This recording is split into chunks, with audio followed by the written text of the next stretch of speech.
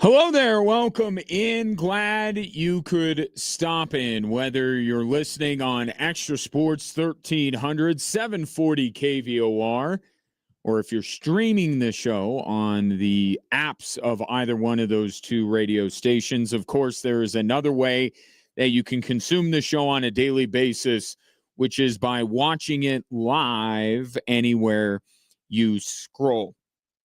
It will be a veritable cornucopia of sports topics over the course of the program, and I'd love to get your thoughts at 719 247 1313. That is the phone and the text line, or if you are watching the live stream, you can simply drop a comment right there.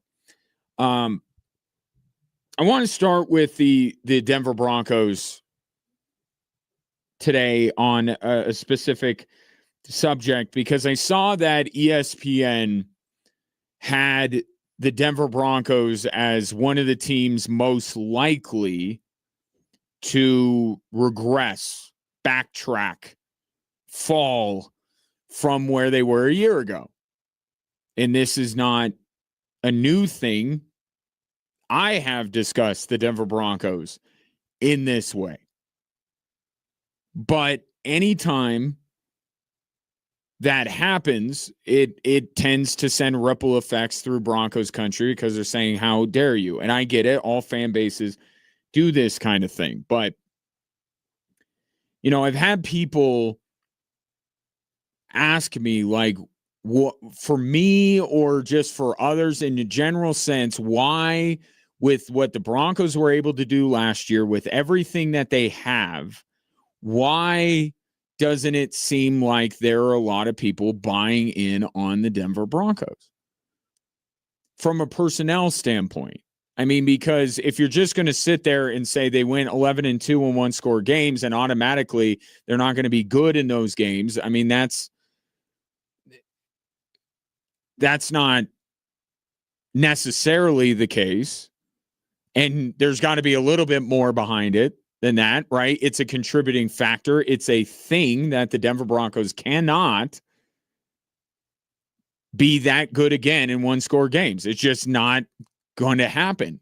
Like, I believe that. But then the counter argument that you can bring up, I think rightly, is like, look, Bo Nix gets another year. They bring in Jalen Waddle, so on and so forth. Like, the Broncos have done some things, and they've talked about it repeatedly at camp, how they're going to try and stay out of those games. They're not banking on the same level of success in one-score games. They're trying to stay out of those. They're trying to avoid those one-score games because they realize that they can't keep an 11-2 clip up this year. They know that. So why still is it, the Broncos not being bought into on a national level, and why are they one of the teams everyone is looking at to backslide? And I can really simplify this. It's Bo Nix. It just is. Just to simplify it, boil it down, bottom line, it's Bo Nix.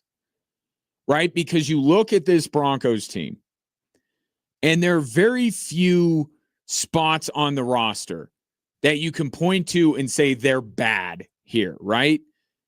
Sean Payton has built a very good roster, one of the best rosters in the NFL. Right? Top to bottom. But what are they exceptional in from an individual standpoint? Pat Surtain and their offensive line.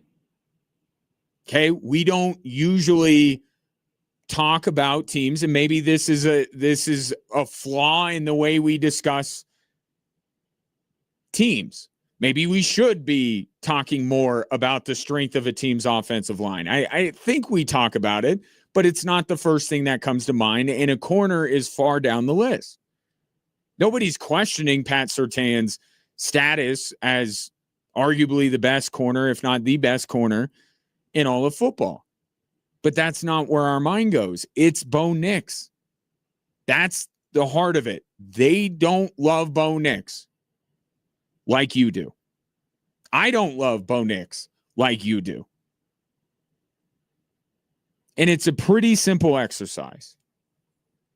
Okay, this is a league that every year that goes by becomes more dominated by quarterback play.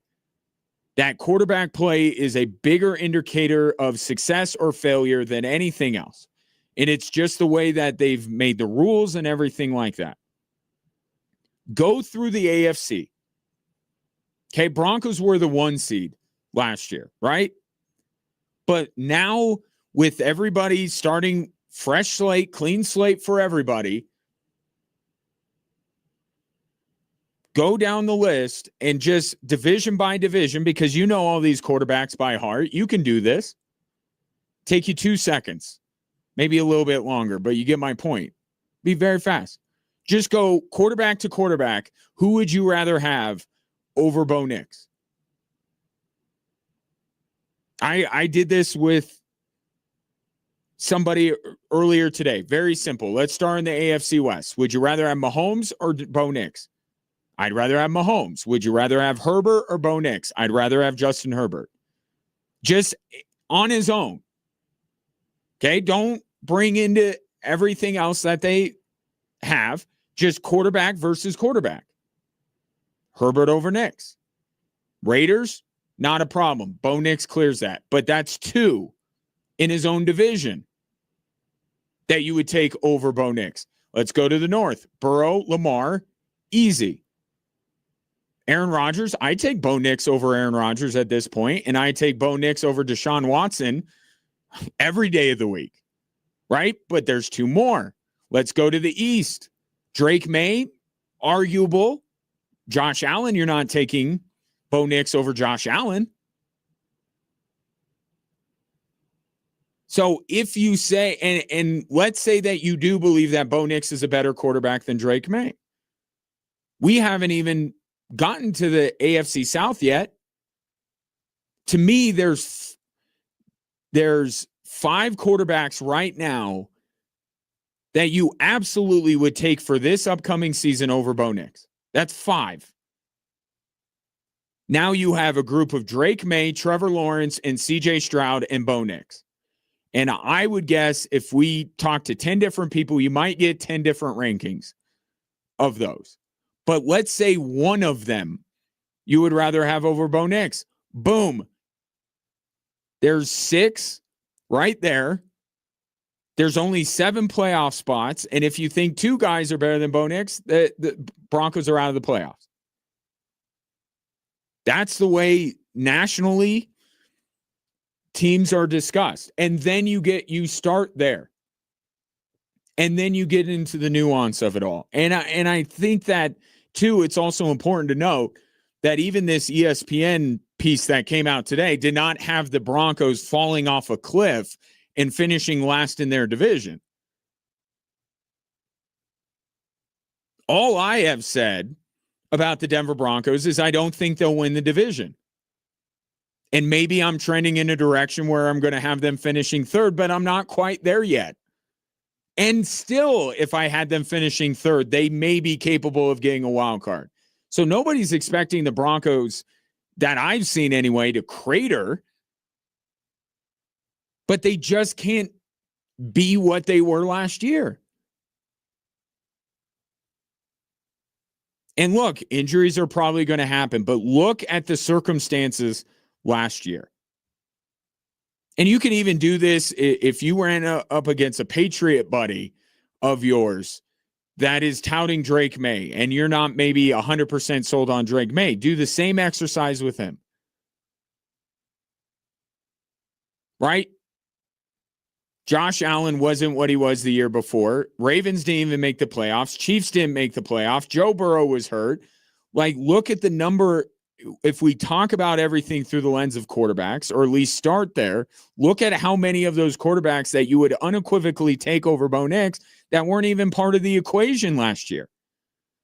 Now they're all supposedly back in the equation. And that's where the Broncos go. I think it's very simple here.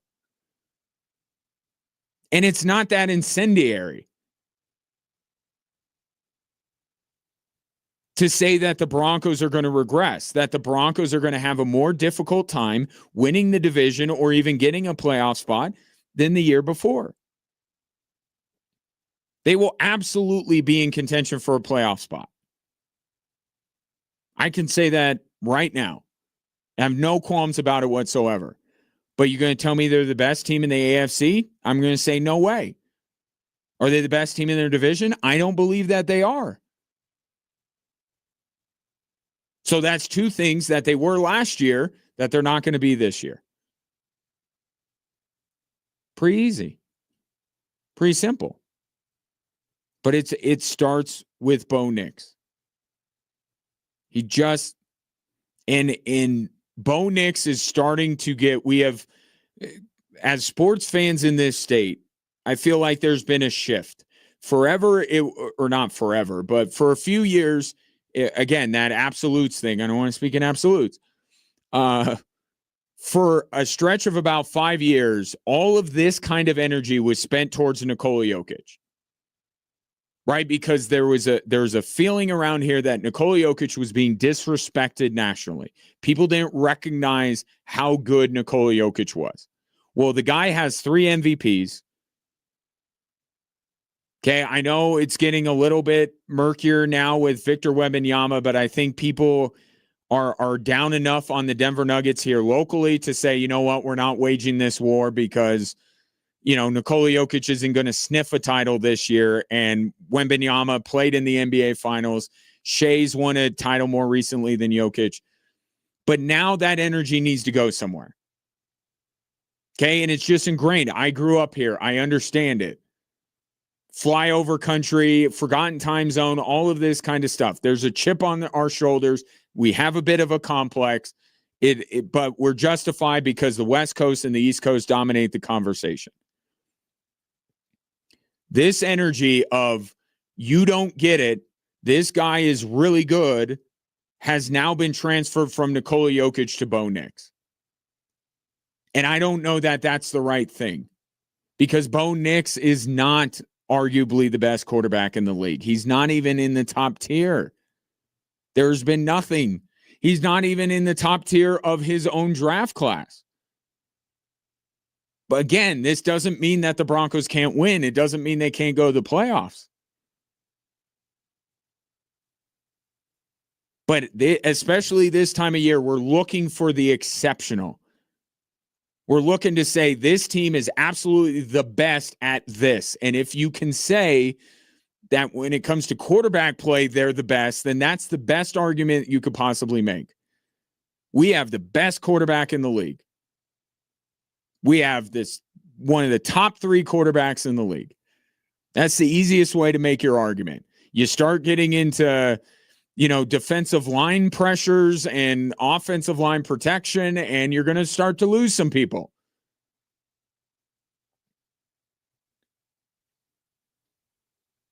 This Broncos team from top to bottom is good. It's very difficult to find a spot on their of their normal roster, right? The guys that you expect to be out there regularly on Sundays to point out, man, that dude is a huge problem. Like Riley Moss, maybe the inside linebackers. But again, overall, one of the best rosters you have in the league. But at the most important position, it's good, it's not great.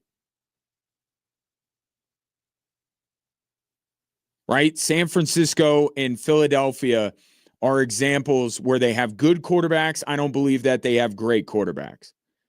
But what they have surrounded those quarterbacks with is exceptional top-tier talent at a number of positions.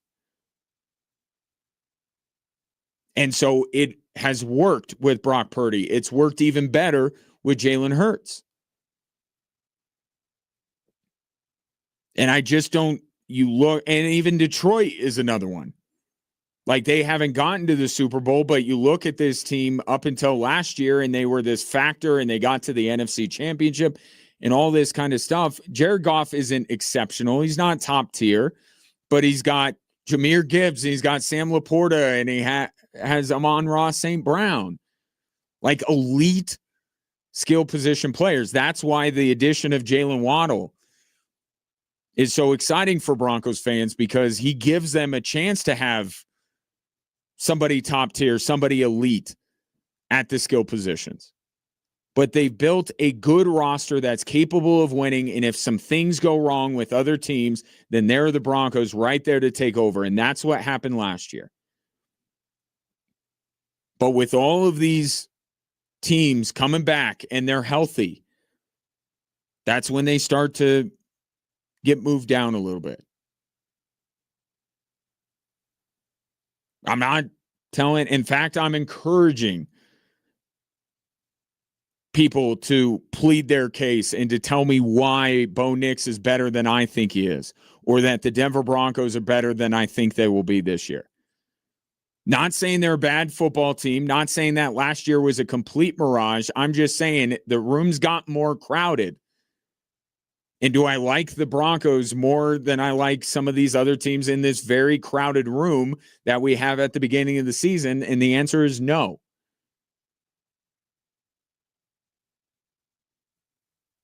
But I'll tell you one thing that goes in Bo Nix's favor. Okay, whether he is a top upper echelon quarterback or not, the team he plays for loves him.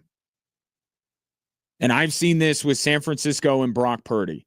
You and I were looking from the outside, looking in and going, Brock Purdy, like really, like he's nice, but like, come on. The 49ers players love Brock Purdy. They love him. And that matters. When things get in it, you saw it last year with all the one-score games, adversity, pressure, and the guys looked to Bo Nix and said, you know what? We believe this guy can get us through. And that's something that they can say without saying that Bo Nix is the best quarterback in the league. They love him. They'll follow him. They'll play hard for him. Here's his newest teammate, Jalen Waddle, making my point on how much the Broncos believe and love Bo Nix. Bo's a baller, man. He got rare traits that only he can process and only he can do. And it's just tremendous going out there. He's so young, but he's kind of so mature in his in the way he approached the game. So yeah, man, Bo's different. And when the season gets going, you look for those little things in the margins that maybe make the difference. Right? It's such a crowd right now in the AFC because everyone thinks that they have a chance. Right? So what are going to be those little things that separate teams? The fact that Bo Nix is a leader, the fact that he can get his teammates to follow him and to play hard and believe that they have a chance to win. Not every team has that. And you saw it on full display to a historic clip last year. So his talent doesn't say that Bo Nix is elite. But he makes up for it in having the faith of his teammates and being able to lead them. And that's what we've seen with some of these quarterbacks that maybe aren't as gifted as Lamar, Josh Allen, or Patrick Mahomes. When you get both, that's when it's really special, right? That's when you get a brief dynasty or the makings of a dynasty with Kansas City. That's when you repeatedly are knocking on the door like the Buffalo Bills have, year in and year out. When you have leadership with supreme athletic talent.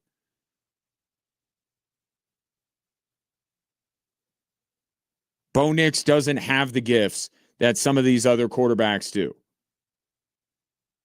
But he bridges that gap with the belief and leadership. The belief his team has in him, but the leadership that he displays. It's not all bad, but I get it. Anytime anyone's picking the Broncos to be less than whatever you think, then people get upset. I understand that. That's what we do as fans. We defend our teams. And I invite you to do the same. 719-247-1313. Coming up next, I don't agree with Michael Porter's worldview on a lot of stuff, but when it comes to basketball, I feel like MPJ and I agree on some things. And Michael Porter said something about the current state of the Denver Nuggets versus where they once were. that I 100% agree with. See if you do as well. That's next.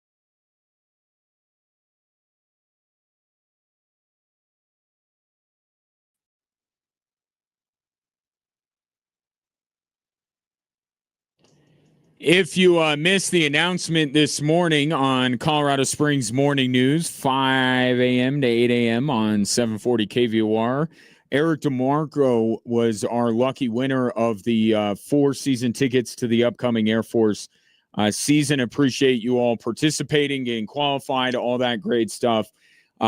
Season tickets may not be in the offing, but don't worry, every single week of this upcoming season, I will have plenty of Air Force football tickets to give away. And if you are dedicated enough to the program, it will be almost as if by the end of the year you had season tickets. So, but appreciate it. That was fun doing that. And congratulations to Eric. Got a text in, Scott and Florissant, regarding the Denver Broncos and why the national media, and I'll include myself in this, not that I'm in the national media, but I find myself agreeing with the sentiment when it comes to the Denver Broncos to a degree, about why the Broncos are one of the prime teams this year to take a step back from what they were last year. And I think it's quite simple. The room has gotten more crowded, especially at the quarterback position. Burrow's back, Lamar's back, Mahomes is back, and you start going through it, and with the emergence of Drake May, and you go, if you start with quarterbacking, the Broncos are now at best 6th, more like 7th, 8th, and that's right there on the cut line, being a playoff team or not. And it's just that I don't think that the national media likes Bo Nix as much as he is beloved by his teammates or locally. And I understand why.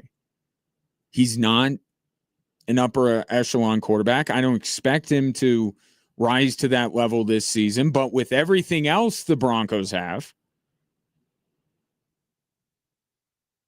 I don't think the bottom's going to fall out. And would I be shocked if they won the division? No. I would be mildly surprised if they were the top team in the conference. But I get it. It starts with Bo Nix, and then it goes to some other things as well. As Scott points out on the text line, it says Colin Cowherd was echoing the same narrative today. He had the Broncos 3rd in the AFC West. His reasoning was mainly that they wouldn't have nearly the same amount of one-score wins this season.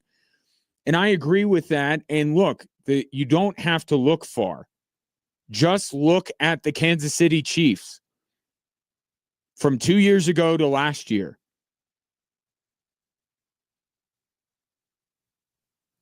It just, and I'm not even diminishing necessarily what the Broncos did in those games, because I had said through much of last season that being able to win close games is a skill. It does reflect well on the team, right? And I think that the Chiefs dropping the way they did and almost completely flipping their record in one-score games was due in part because I don't love the Chiefs team. I don't believe in the Chiefs team as much as I did 2 years ago. But there is a skill there. It's not luck. It's not Tebow time, what happened last year. You've watched enough football to understand that there's something real about it, but it got to the point where it's not sustainable. That clip is not sustainable. So I agree with what Colin Cowherd's saying, but to me, you got to go beyond that. It's got to be more. You can't just say that they're not going to win them as many games and have them finishing 3rd in the division. I think you have to add on top of it. I think there has to be more. And I don't know, does he like, I think he likes Bo Nix. I think he likes Sean Payton and likes the Denver Broncos. So I just feel like it's hard to just sit there and say, well, they're not going to go 11-2 one-score games. I don't believe that either. But I just said that Sean Payton's whole idea this offseason is to make it so they're not in one-score games.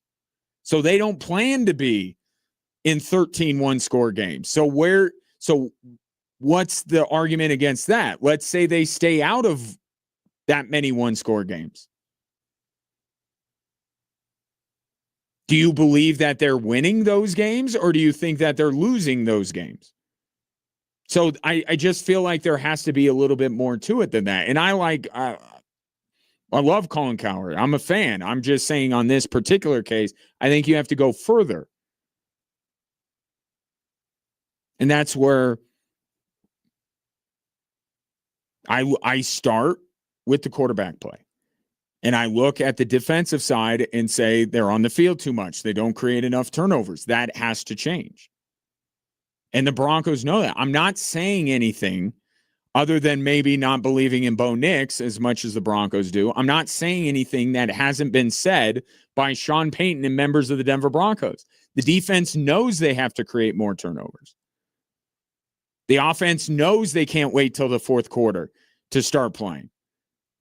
I'm not saying anything that the Broncos haven't said themselves. It's just, do you believe that they're going to do it? I don't believe that there's much more for Bo Nix to go. I think he's very close, if not at his ceiling as a player. And I talked about this last week because of how ready and how seasoned these guys are coming out of college. They pop earlier, they produce earlier, but maybe there's not that next big step. Maybe we already saw it from Bo Nix. Maybe we saw it from Caleb Williams last year. I'm opening up the same possibility for Bo Nix as I am Caleb Williams and Jaden Daniels. That we already saw the pop year. Can they get incrementally better in some areas? Sure. But this big jump where you're going, wow, I think it already happened for all three, and Drake May, for that matter. I think they all already had those. Now it's just how much more incrementally can they improve, and does that make up the difference between these two teams? I will say, in terms of the Broncos finishing third, I'm trending in that direction, but I'm not there yet because I believe in Patrick Mahomes. I don't know that I believe in a whole lot else on the Kansas City Chiefs. I really don't. They're betting on rookies in the secondary. Their offensive line is not fixed, and it's the guys that you like on it are banged up. I like the pickup of Kenneth Walker, but I'll put it this way. In all four teams in the AFC West had really great additions this offseason. I thought it was they knew exactly what they needed to do, and they went out and got it. All four teams in the division. With the Raiders, it's an obvious one. It's Fernando Mendoza. They got the young blue chip franchise potential quarterback. They didn't try to do this, Geno Smith stuff anymore. They went out and they used premium draft capital to get the best quarterback, maybe by far, in his draft. So that Raiders did well there. Broncos did very well getting Jalen Waddle, something they exactly needed. The Chiefs got something that they desperately needed in Kenneth Walker. And I think one of the additions, not from a player perspective, but Mike McDaniel now coordinating the Charger offense is a huge get for them. Look at what Mike McDaniel did for Tua, and now he's got Justin Herbert. Do I like the skill position guys for the Chargers as much as those Miami teams with Waddle and Tyreek? Not necessarily, but I feel like this is a good offense that has a chance to be elite with Mike McDaniel at the helm. So I think all four AFC West teams did a brilliant job of addressing maybe what was their biggest need and going out and getting it. So Kenneth Walker brings the Chiefs something that they need. But then I get to, well, I don't love the guys blocking for him, and I don't love the defense getting off the field and letting Mahomes get on the field. The Chargers thing, I'm set. Right? And the Tyler Biotish injury, I said, does not sway me. If the Chargers can't overcome the loss of Tyler Biotish, then they're not nearly as good as I thought they were. And I'm okay with that reasoning. They should be able to make up for not having Tyler Biotish this season. I'm locked in with the Chargers. I have them winning the AFC West. I've gone back and forth with with the Chiefs and Broncos every day. Every day. And I know that the Broncos aren't going to be as good as they were last year, at least in terms of the record. They won't have the record they did last year. And I also know that the Chiefs aren't going to have the record they did last year. But there's, as you know, there's quite the gap between where the Broncos finish in terms of wins and where the Chiefs finish in terms of wins. I just don't know if the Chiefs can completely make up that distance.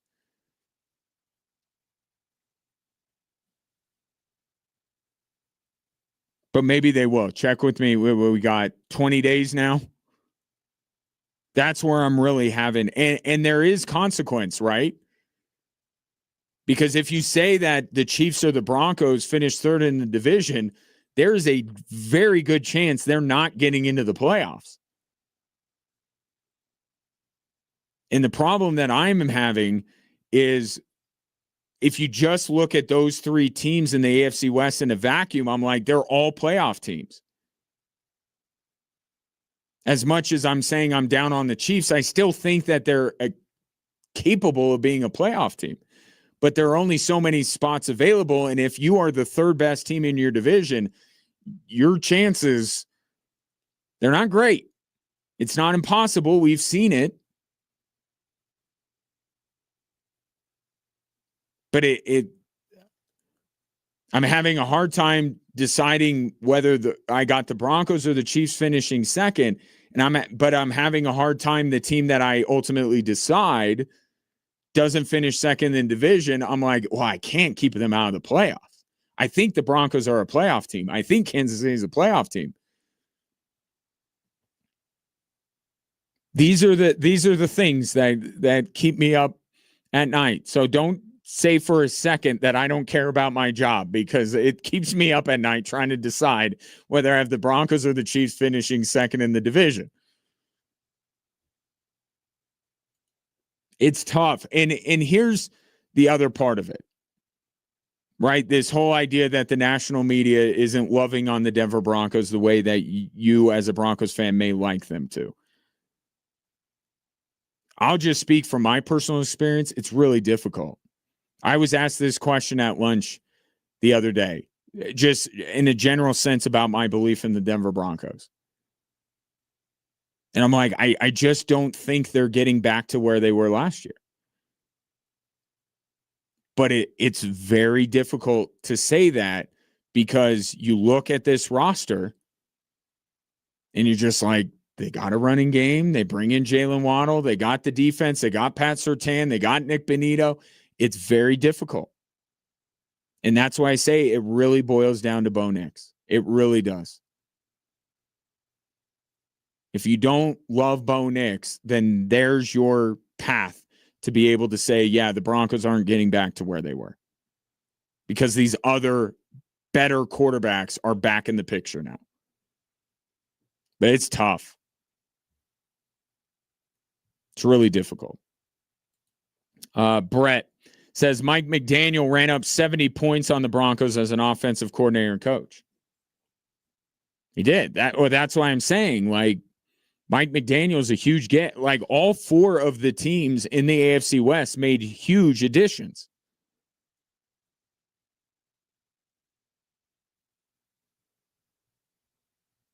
Mike McDaniel with Justin Herbert and 2 healthy tackles, that's going to be really good. I believe that. Now, the difference between Miami and this Chargers team, I liked the skill position players of Miami better when they put 70 points up on the Denver Broncos. But I like Justin Herbert a whole lot more than I like Tua.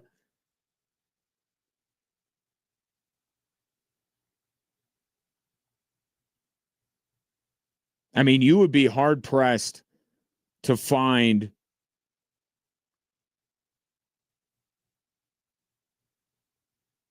can you find any division that every team top to bottom in the division made significant acquisitions to make themselves better in exactly the areas that they need to get better in?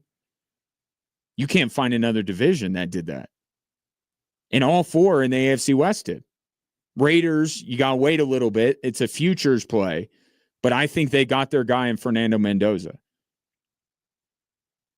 I think in the next 2 years, we're going to be having a real debate on who's better, Fernando Mendoza or Bo Nix.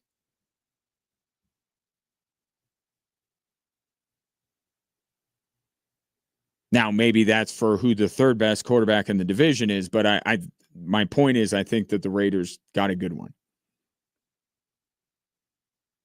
But that's not going to be a thing this year, or at least to start this year anyway. 719-24-7-1313. Coming up next, Michael Porter puts his finger on when it all went wrong for the Denver Nuggets.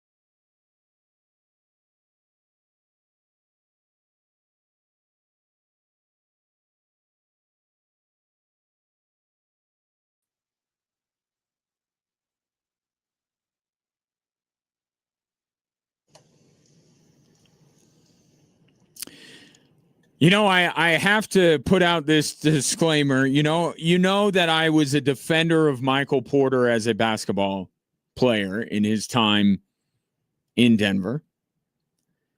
What you don't hear me doing is agreeing with a lot of his takes on the world. So I just want to make that clear. I support Michael Porter, the basketball player, some of the things he said on his podcast. I do not co-sign and endorse. And on the same podcast that he and one of the Ball brothers talked about, with no hesitation pushing a button that they'd get $1 billion and somebody would die. I think they made a movie about that. Like, they're out there, say some crazy things, but once in a while, Michael Porter kind of locks in and talks ball and makes a lot of sense. And on his latest Curious Mike podcast, he pinpointed when it all went wrong for the Denver Nuggets and now where they're here. And we wonder if Nikola Jokic is ever going to get another crack at winning an NBA title.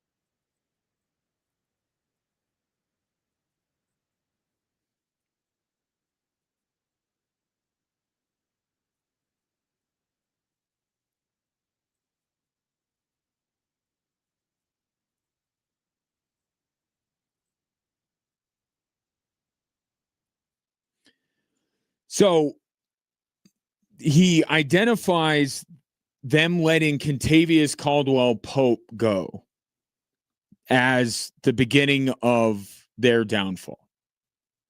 And if you are a longtime listener of this show, you know that Michael Porter and I on this particular topic are in lockstep. When the Denver Nuggets just basically said, we can let Kentavious Caldwell-Pope go because we have Christian Brown, that was when it all started to unravel. And there's a micro and there's a macro, right? The micro is that Christian Brown just could not do the kind of defending, but defend at the level that Kentavious Caldwell-Pope could. He just couldn't. Now, the three-point shooting and stuff, like maybe Christian Brown could approximate that, but the defense of Kentavious Caldwell-Pope was something that I did not believe that Christian Brown would be able to replicate. And for the record, he hasn't. Right? He's a better defender than Jamal Murray or Nikola Jokic, but he's not the defender that Kentavious Caldwell-Pope was. And that makes the Nuggets a worse defensive team because they needed KCP to compensate for the other players on the floor, Michael Porter included when he was with the team, to compensate for the guys that are absolute traffic cones defensively.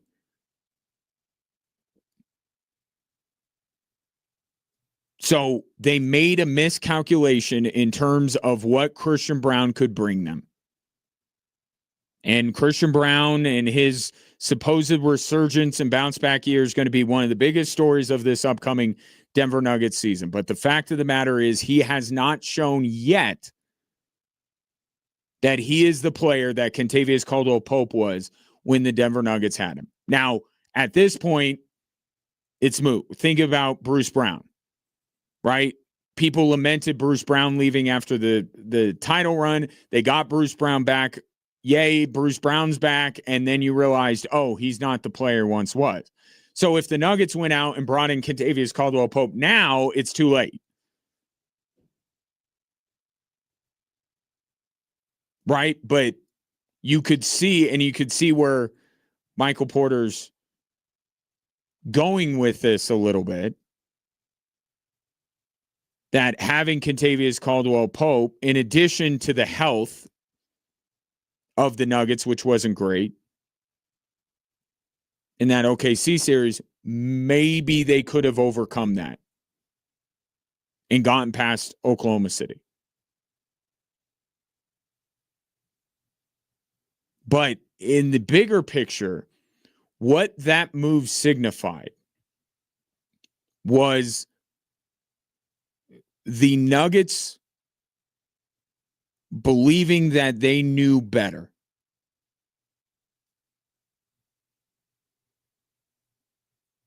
Right? And that was mostly a Calvin Booth issue. Right? We know this. But it was, no, Christian Brown can be Kentavious Caldwell-Pope. We won't miss him. Well, you're still missing Kentavious Caldwell-Pope. And it just started the cascade of one bad move after another. It was Calvin Booth leaning into this idea of we got to be those Spurs teams, and I got to go out and find Manu Ginobili and Tony Parker, and he never could.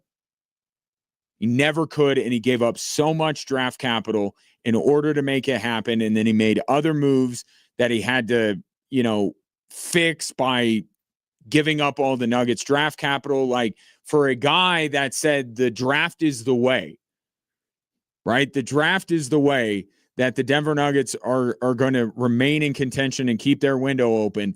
Calvin Booth really botched the whole draft thing. Gave up a ton of his draft capital to keep them from having bites at the apple and didn't hit on any of these guys. So it absolutely was the beginning. It was their first bad decision in what is now a long line of bad decisions. And they just haven't been able to find the move that gets them out of it and turns things back around. But Michael Porter's 100% right. That's where it started. And it's just been downhill since. 719-247-1313. Do you agree with Michael Porter, at least on this one very basketball-centric issue? Coming up next, the big national story today is that finally college football and college athletics is putting their foot down and they're fixing their sport, except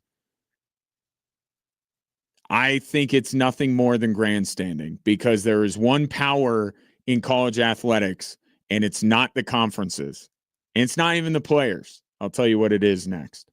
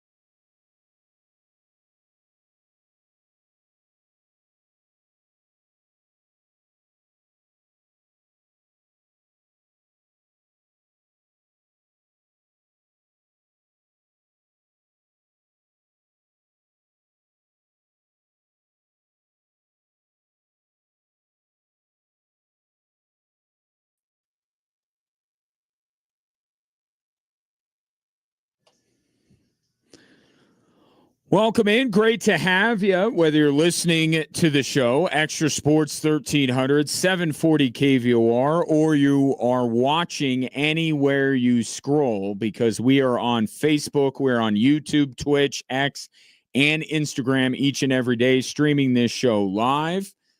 And more of you are doing it every day, and I really appreciate that, but I appreciate anyway that you tune in to the show. I would very much like to hear from you at 719-247-1313, or you can drop a comment on the live stream. The big national news today is the Big Ten finally putting their foot down and saying this has gone too far. The Big Ten this morning said that no player who has played for an NFL team, signed a contract, been in training camp, played in a game, none of those guys are going to be allowed to play for Big Ten teams. And if any coach brings them onto their roster, they will be suspended for half the season. And the crowd goes wild. Finally, this was the proverbial straw that broke the camel's back. When you have, and I think we're all up to speed on the fraud that is amateurism, okay? But we believe in the sanctity, if you will, of college athletics to a certain degree, in that there are some things here that we believe make the difference between college football and professional football, and professional sports and college sports. They're not amateurs. We know this. But once you walk through that door and you start your professional career with an NFL and an NBA team, that is it. It doesn't do both, like on In Case You Should Leave, or I think you should leave. That door doesn't do both. It swings one way, and when you go through, it locks behind you, and you can't come back. We may differ on athletes being compensated and the value of the education and all of this kind of stuff, but I feel like most fans of sport say, yeah, this is too much. You can't go sign an NFL contract, play on an NFL team in a game, and then because they cut you, you try to come back through that door. Sorry. That's part of having a career. Like, you may know this. I certainly experienced this in my career. It's not a straight line. Okay, once you become a professional, a bad thing could happen. You could get fired from the first job of your career.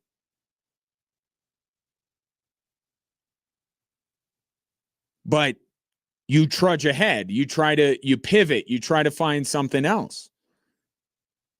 And you try to get back into your career one way or another. In college sport, once you sign that first deal, once you become a member of the Ravens or the Titans or the Denver Broncos, that your time playing college athletics is over, and now you're a professional. If you get cut, feel bad for you. We have empathy. Go play in the CFL. Go play in the Arena League. Go find another NFL team that will sign you. So in many ways, I do look at this as finally like all this other stuff is nuts. And college athletics is an absolute mess right now. But this is it. You got to push back against this. And the Big Ten did. And I give them credit, except in the back of my mind, I know that what they say has nothing behind it. Because follow me here on this logic. So the Big Ten woke up this morning and said, we're not going to have NFL players on our rosters. because it's common sense. It absolutely is common sense. You should not have NFL players. Lane Kiffin, are you listening? You should not have NFL players on your roster. We have to put our foot down, says the Big Ten. And I agree with it. I agree with the thought process. But let's take it a step further. Why haven't you put your foot down on all the other insanity that has gone on? Everything else that has happened in college athletics. Why is this the thing that you put your foot down and are going to enforce? Why is everything else, by extension, okay? It's not that it's okay. They don't like a lot of what's going on in college sports. But the problem is they have no way to enforce it. And this is exactly what they're going to find out in this particular case. They can't do this. This is the whole point. College athletics have no power over their athletes. They can't do anything about it. That's been the whole point, hasn't it? They can't enforce the rules on the books. Didn't they go begging to Congress on their hands and knees? Please give us the power to enforce our rules. And Congress did what they always did and said, well, we're going to make this about something else. And we got 18 vacations lined up and we're going to get to it when we get to it. So last time I checked, the Protect College Sports Act has not passed yet. It has not become the law of the land. So tell me how the Big Ten is going to be able to enforce that these athletes are not allowed on the teams. How are they going to do this? Can they really? Because the most powerful entity in all of college athletics are courts and judges. And I, for one, am so eager even to watch a North Carolina TCU game this weekend that I'm pretty sure is going to be garbage because I don't think North Carolina is any better. But I am so eager to watch a contest in college athletics between two college teams and not between the entity that is college athletics versus a court in the middle of nowhere. Like, I'm so tired of this. That anytime college athletics uses common sense and says, you know what, we're not going to allow this, that these athletes run to their local courthouse and say, please grant me an injunction. And it seems like every judge around the country is going, sure. Remember when marijuana was okayed medicinally? And maybe you don't have firsthand knowledge, but don't lie. You know that this phenomenon went on. All of a sudden, you got these doctors who are a little happy with the prescriptions. Oh, sure, I'll write you a prescription that says you medically need this marijuana. And then we said, you know what? We're dropping the charade. Now it's legal. It kind of feels that same way, that these judges are just blindly signing all of these slips of paper to allow all these athletes to play. And now one versus the other, I don't want to disparage our judicial system. I'm sure there is a legitimate, lawful reason why they're doing this and why college athletics is getting its butt kicked in every court from California to Maine.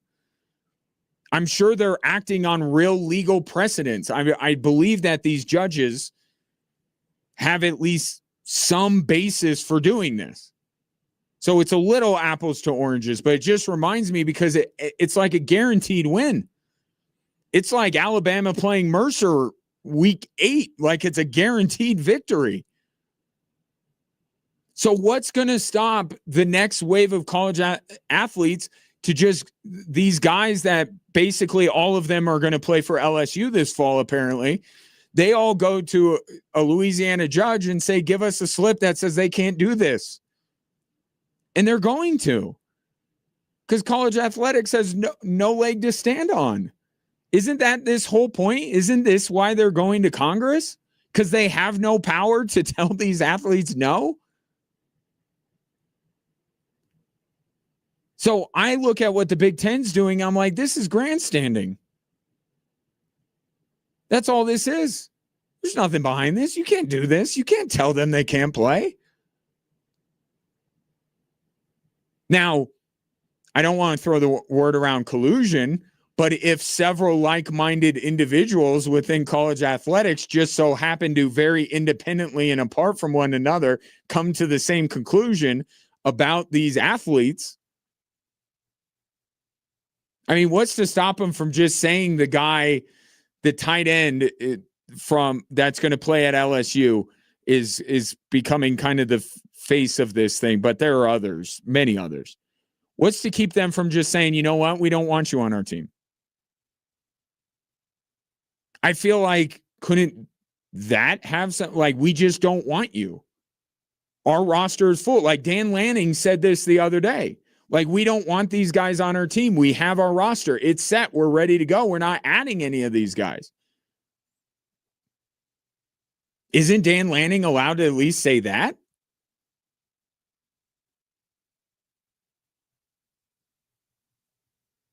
I kind of think that he is, but the conference coming down and saying you can't do this, we're imposing a rule that doesn't allow you to play.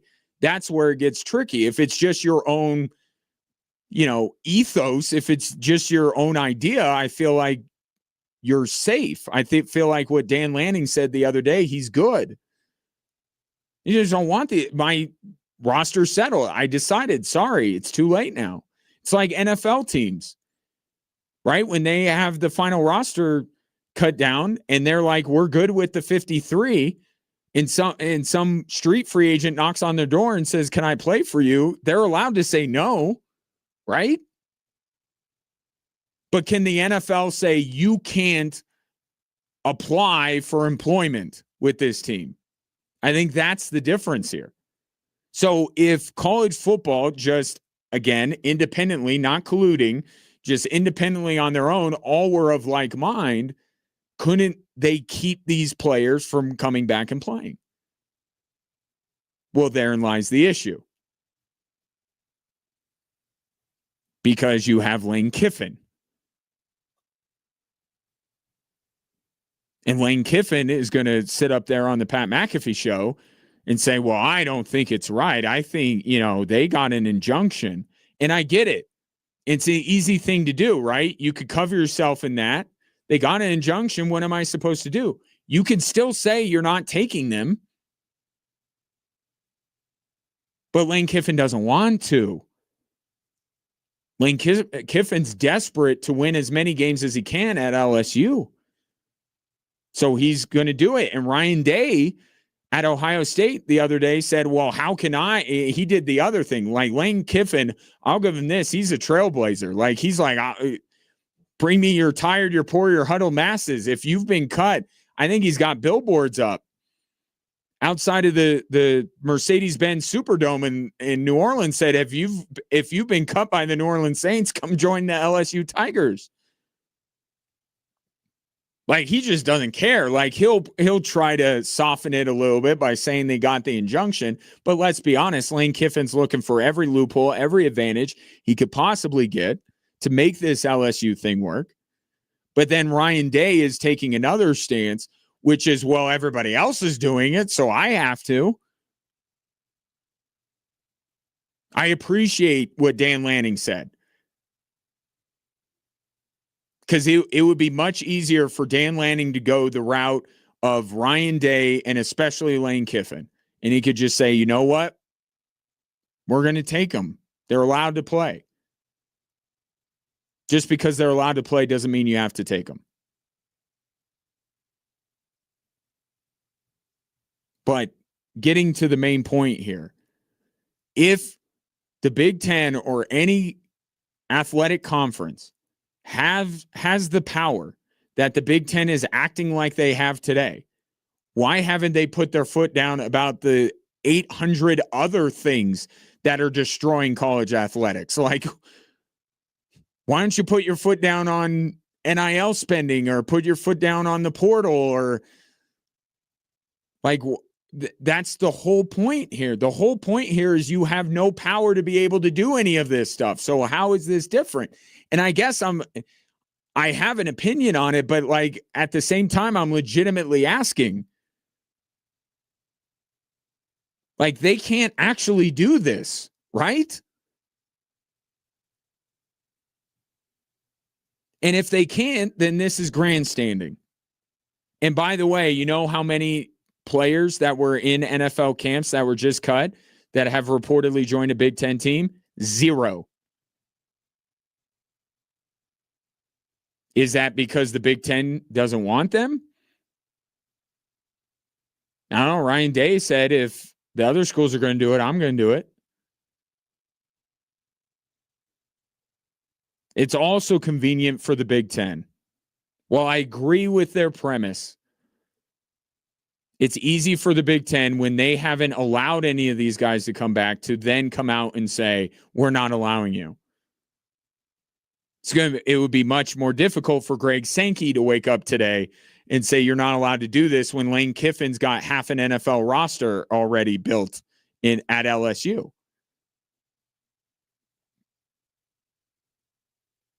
Like everything else in college athletics, we'll see where this goes, and inevitably it will go in a direction that will not favor the conferences and may make college blur the lines even further between college athletics and the professional ranks. I agree with the Big Ten. Again, for the record, I agree with them. These guys that were cut by NFL teams, the Broncos had one of these guys. They should not go be able to play college football. And that's not a legal opinion. I understand that. But they shouldn't. I feel that they shouldn't. So I agree with what the Big Ten said. I just don't know that they have the ability to actually tell them to stay out. 719-247-1313. Take your thoughts, but it's one more thing. It's just one more thing. And I think for a lot of people, actually, even people who have been, it's been messy. Everyone can acknowledge that every step of the way hasn't been great, and you cannot love it. You may like the end result in terms of the quality of players, like these big schools being able to grab guys out of the portal every year and turn over the roster and get even better. Like you may be okay with that stuff, but even those people are like, no, NFL guys, come on. What are we doing here? I think collectively that's where we're all at. And that's why Big Ten said what they said. But all it takes is just one of them neat injunctions that are being handed out like candy nowadays. 719-247-1313.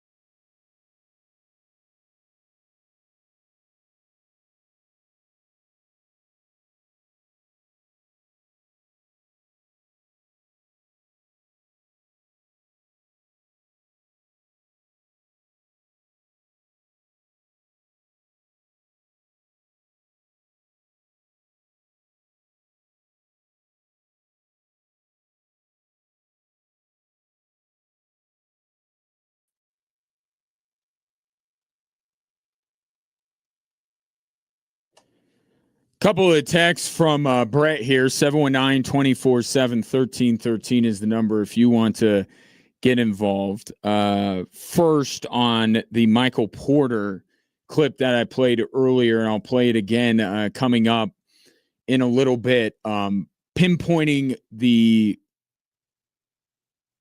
release of Kentavious Caldwell-Pope as the start of the downfall of the Denver Nuggets, and I could not agree more, but that, of course, conjures up how much I was a defender of Michael Porter while he was in Denver, and the jokes that Brett and others made about it. I remember back in the day, Ryan, when you were so in love with Michael Porter Jr., wasn't in love with him. He lived in your basement for a period of time. I'm not going to go as far as saying man crush, but you two were getting there. The pregnancy scare, oh my goodness, those were tough times, Ryan. Those are hard times. Oh my goodness. I thought the guy was a better player than you made him out to be. And it becomes man crush, and he lives in my basement. I should live in Michael Porter's basement. Like, me and my sons could live in Michael Porter's basement, and we'd be more comfortable than we are in our current home. Like, where's this stuff about him living in my basement? He needs to let me live in his basement. So that arrangement was all wrong.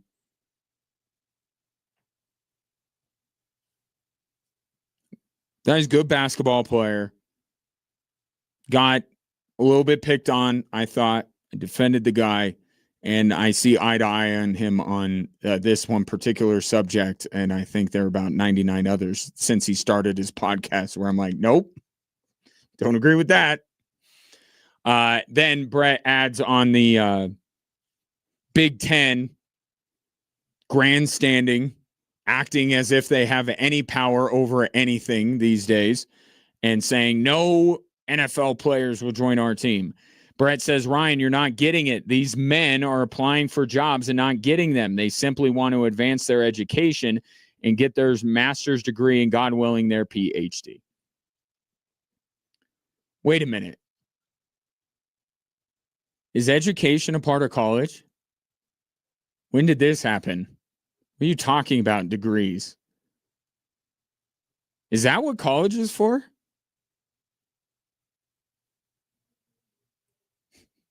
Please. I heard Dan Patrick say this the other day, like the first, was it him or was it one of his guests? But like, still waiting for the first star football player to be ruled academically ineligible. Like, isn't that amazing how that works? Like, I went through high school, and every week there was somebody on at least in danger of being academically ineligible. And that was one high school. You go to college and exponentially grow the number of athletes, and none of them are academically ineligible. That's crazy.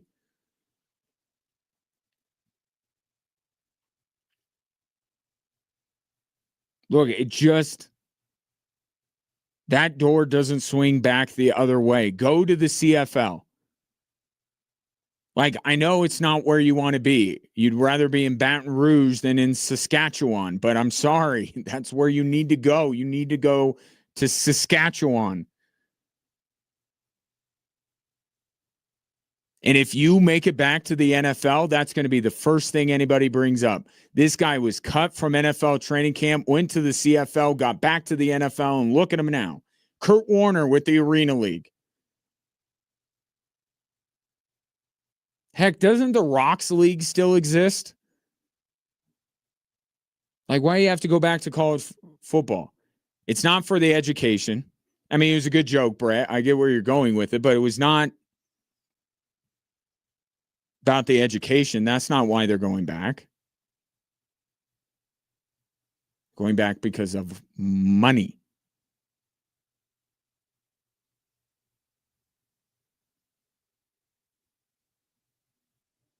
Which I have to be fair here. I can't say that I totally blame them. or that I wouldn't try to do that. But college football, the coaches, they got to stand up and say no. Right? It's the way it needs to be. You need to leave. You need to go.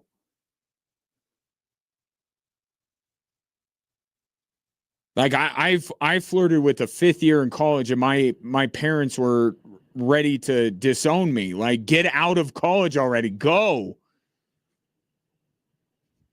These parents don't feel that way. Oh, once again, your kids are making money. I was costing my parents money. So that's the difference. I understand. They need to go. The CFL is waiting for you. It's a good league. Bring a coat. Big Ten can't do this. They can't keep them out. That's the sad truth. They can't keep them from doing anything. And partly they are to blame. Right? It's kind of, we talk about the sad state of affairs that is facing the Denver Nuggets right now, and that they got to get out of the second apron. And you're like, man, this second apron sucks, and shame on the NBA for creating this. And then you have to remind yourself, wait a minute. Adam Silver is the commissioner of the NBA who works for the owners. Stan Kroenke is an owner. Adam Silver works for him. So Stan Kroenke and the other owners wanted the second apron that now they're trying to fearmonger fans into saying we can't be in this. So it's like you want to blame something else, and then you're like, wait a minute. You're actually the ones responsible. The owners are responsible for the second apron, and now they're trying to gaslight us into thinking they didn't cause this problem. It's the same thing with college athletics.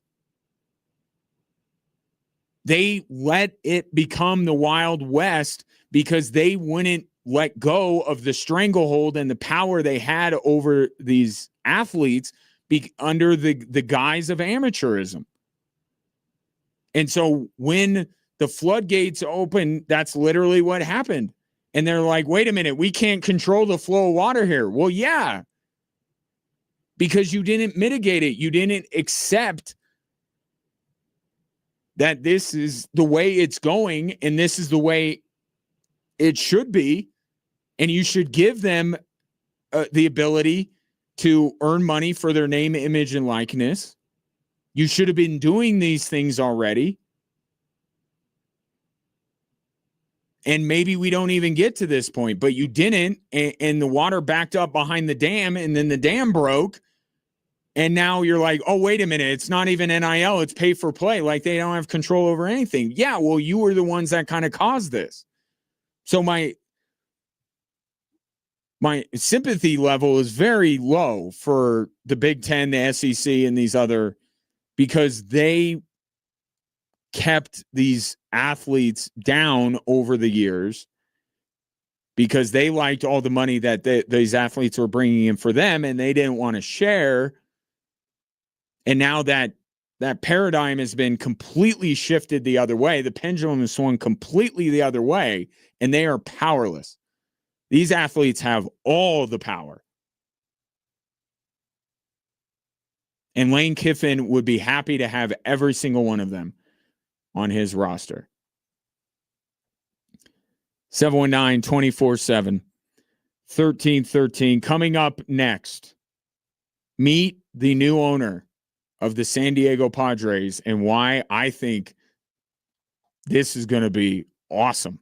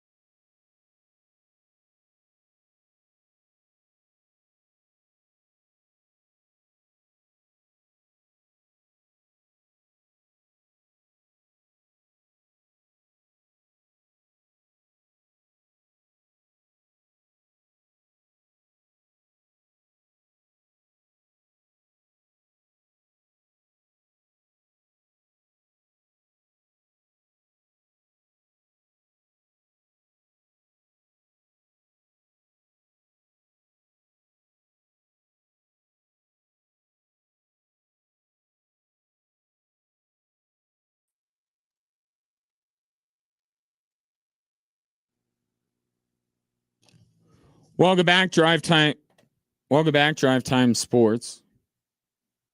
Helps to have a microphone on.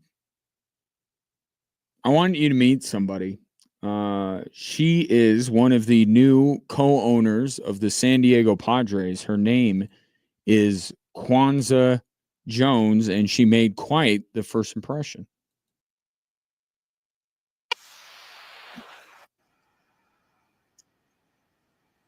It's a lot, a bit much. As many people are pointing out on social media, a little cringy. But here's my thing, and I have evolved on this subject in recent years. I actually think the more polished you are in your introductory press conference, the more I don't like you. Not like on a personal level, but like remember Liam Cohen with the Duval thing? And everybody was destroying him for it. You see what the Jaguars did last year? Now, there are exceptions to every rule. Adam Gase with his crazy eyes. But I just feel like maybe the default position for me is going to be if you have an awkward introductory press conference, I'm going to hear you out. I'm not going to dismiss you. I can at least say that. I'm not going to dismiss and go, oh my God, what's going on with the San Diego Padres?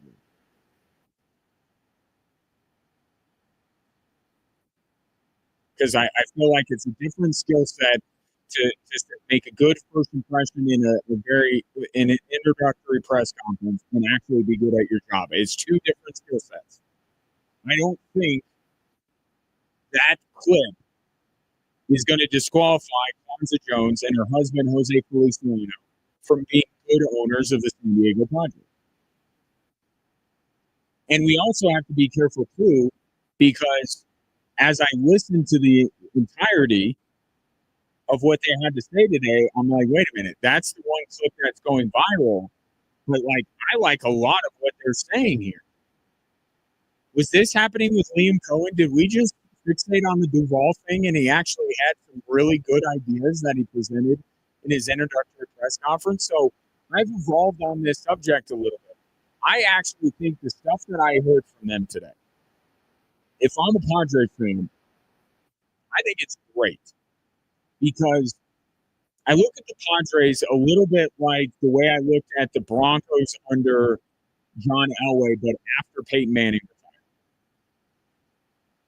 Okay, because you know that after Peyton Manning retired, here comes this Patrick Mahomes, and the dynamics and power in that division completely shifted. And one of my issues with John Elway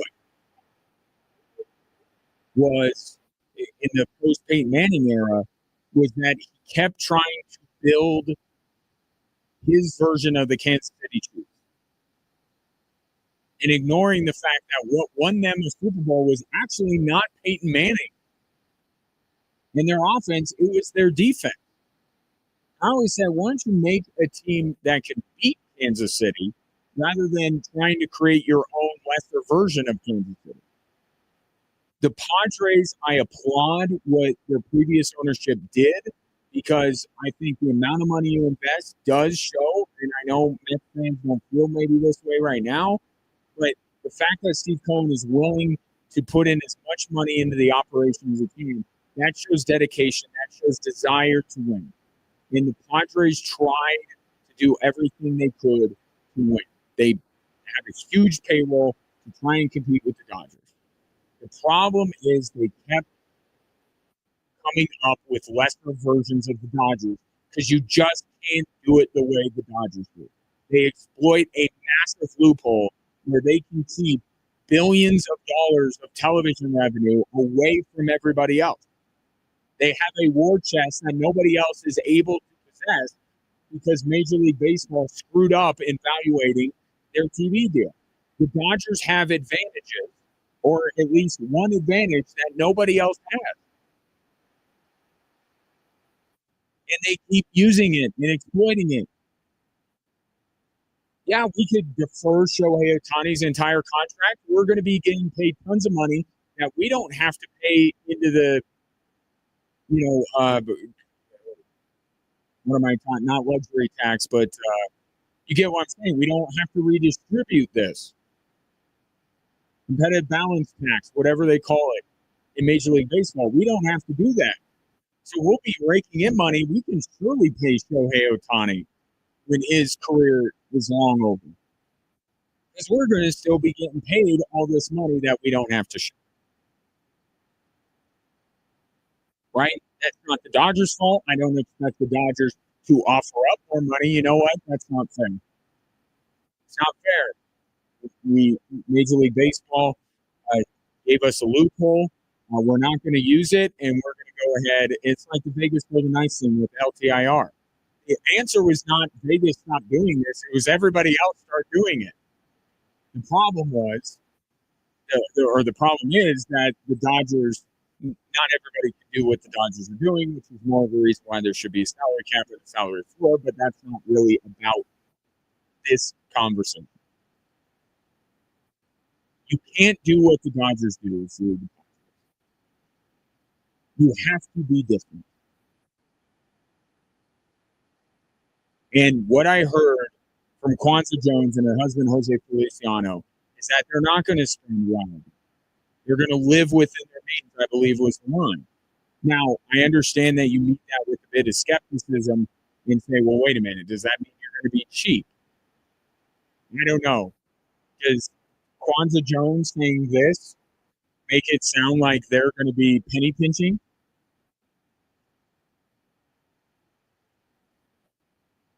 I don't think you can say that and then have one of the lowest payrolls in baseball. Like, I feel like you kind of put yourself out there. I think that the Padres will spend money, but they're not going to try to spend money like the Dodgers.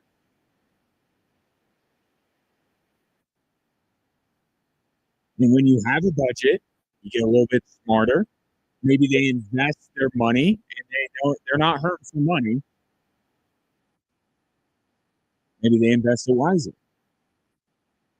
to try and find ways to beat the Dodgers rather than to beat them. And I applaud the effort. Again, I applaud the effort that the Padres put forth every year to try and compete, but they're fighting a losing battle. So find a better mousetrap that fits within your budget that you can do, and maybe you could beat the Dodgers and hope that, hopefully Kwanzaa Jones and Jose Feliciano join the owners' table there and push for the salary cap and the salary floor, which could help them.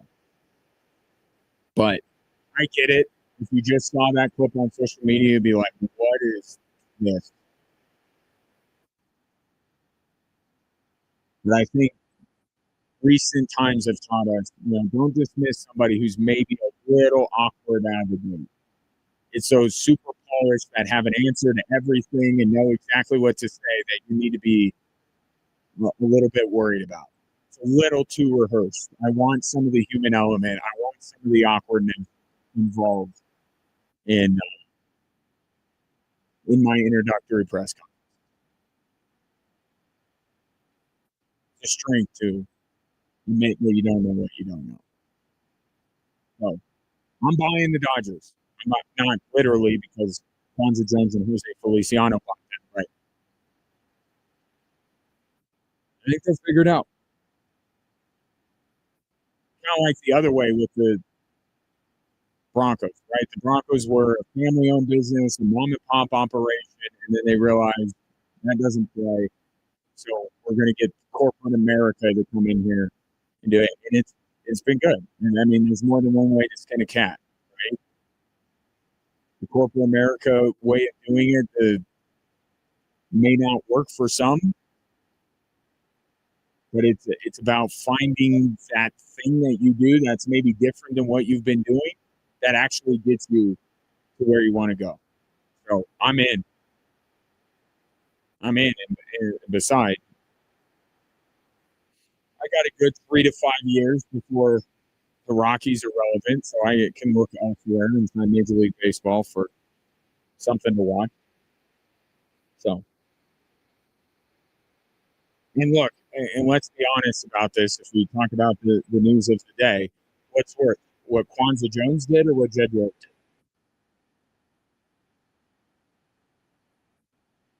Transition. Kyle Shanahan had some things to say today. He was asked about Jed York. If you missed the Jed York story, I don't know how you could have, but he got caught up in a police sting because he was soliciting for a certain kind of companionship that is frowned upon in our society, and he got busted for it. And it's brought great shame on a proud organization, no doubt about that. Kyle Shanahan, I don't envy the position that he is in to have to deal with this, but I will say, when it comes to crisis management, I don't know that there is an organization going in sports right now that is better than the 49ers at this. They are in a constant state of crisis. I mean, Kyle Shanahan even made note of his car crash. Like, it's not just the injuries this offseason, it's the injuries to their head coach. And now it's what happened with Jed York. Like, if there's any coach that I would trust to be able to, speak from a position of strength and kind of make the fan base, put the fan base's minds at ease, it's Kyle Shanahan. This guy just lives in chaos all the time.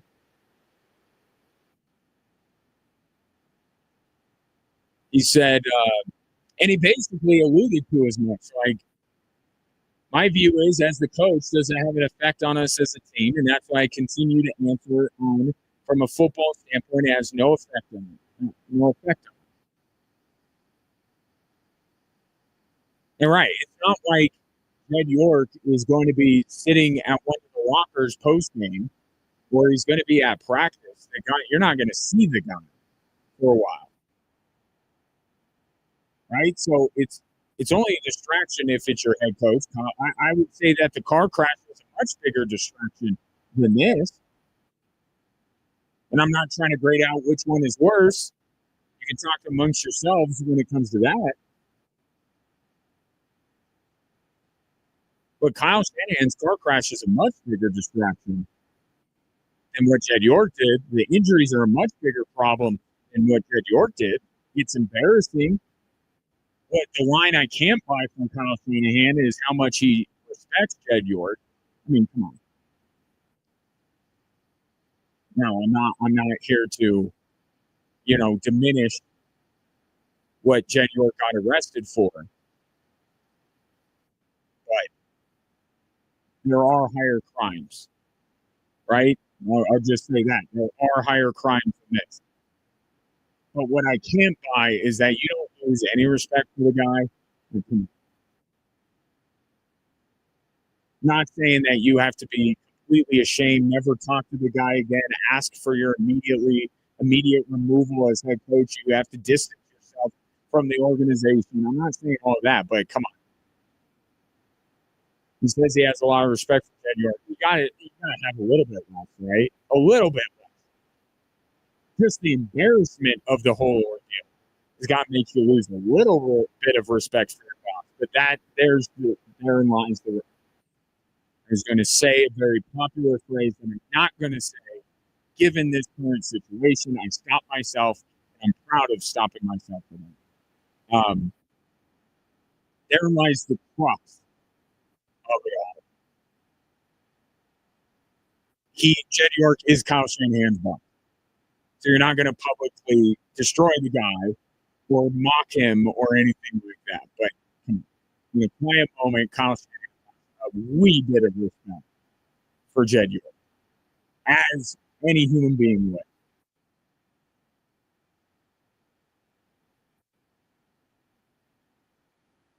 But in the world of the 49ers, this is Tuesday, folks. This is Tuesday in Niner land.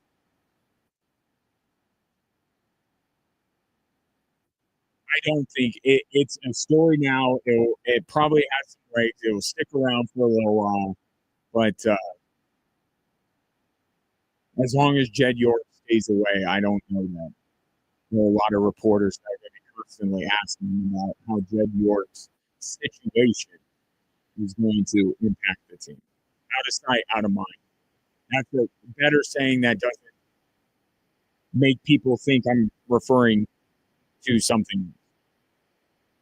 I think I handled that about as well as could be expected. Can I just say one thing though? $140. You get it. I don't need to go in. $140.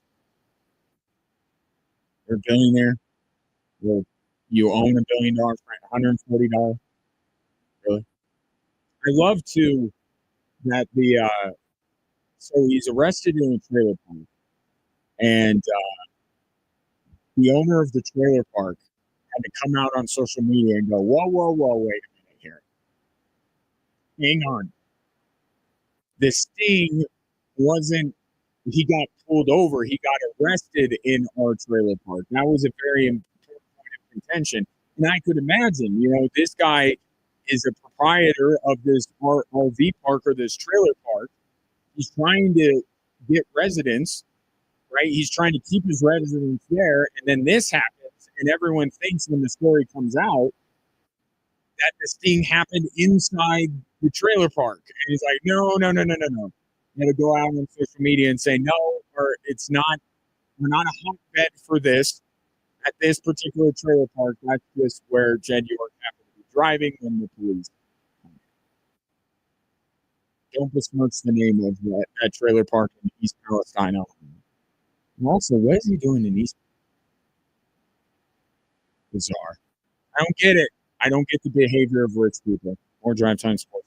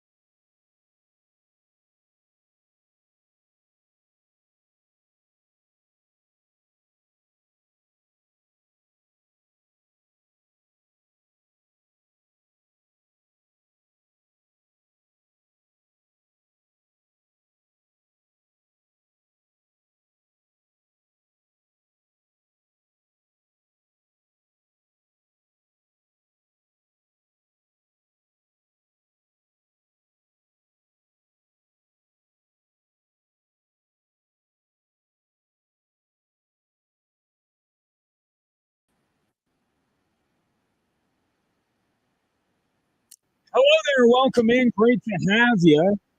Whether you're listening on Extra Sports 1300, 740 KVOR, we got options on the radio. We got options on the streaming apps because each station has their own.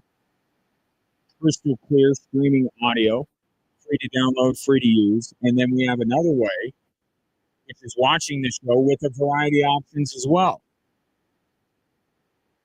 Facebook, YouTube, Twitch, X, and Instagram. We stream the show live each and every day on those platforms as well. If you would like to take your participation to the next level, I not only encourage it, I love it. I very much want you to do that. You could call or text in the show at 719-247-1313, or you could reach out via social media. I am at Gingerly Tweets on X and at Gingerwatch on Instagram. Perhaps these stories, the three stories that are driving the show, you have an opinion.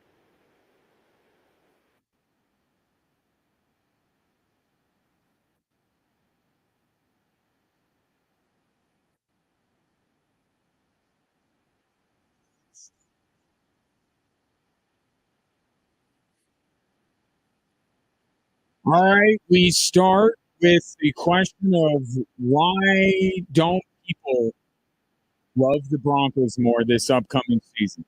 So he did a good job.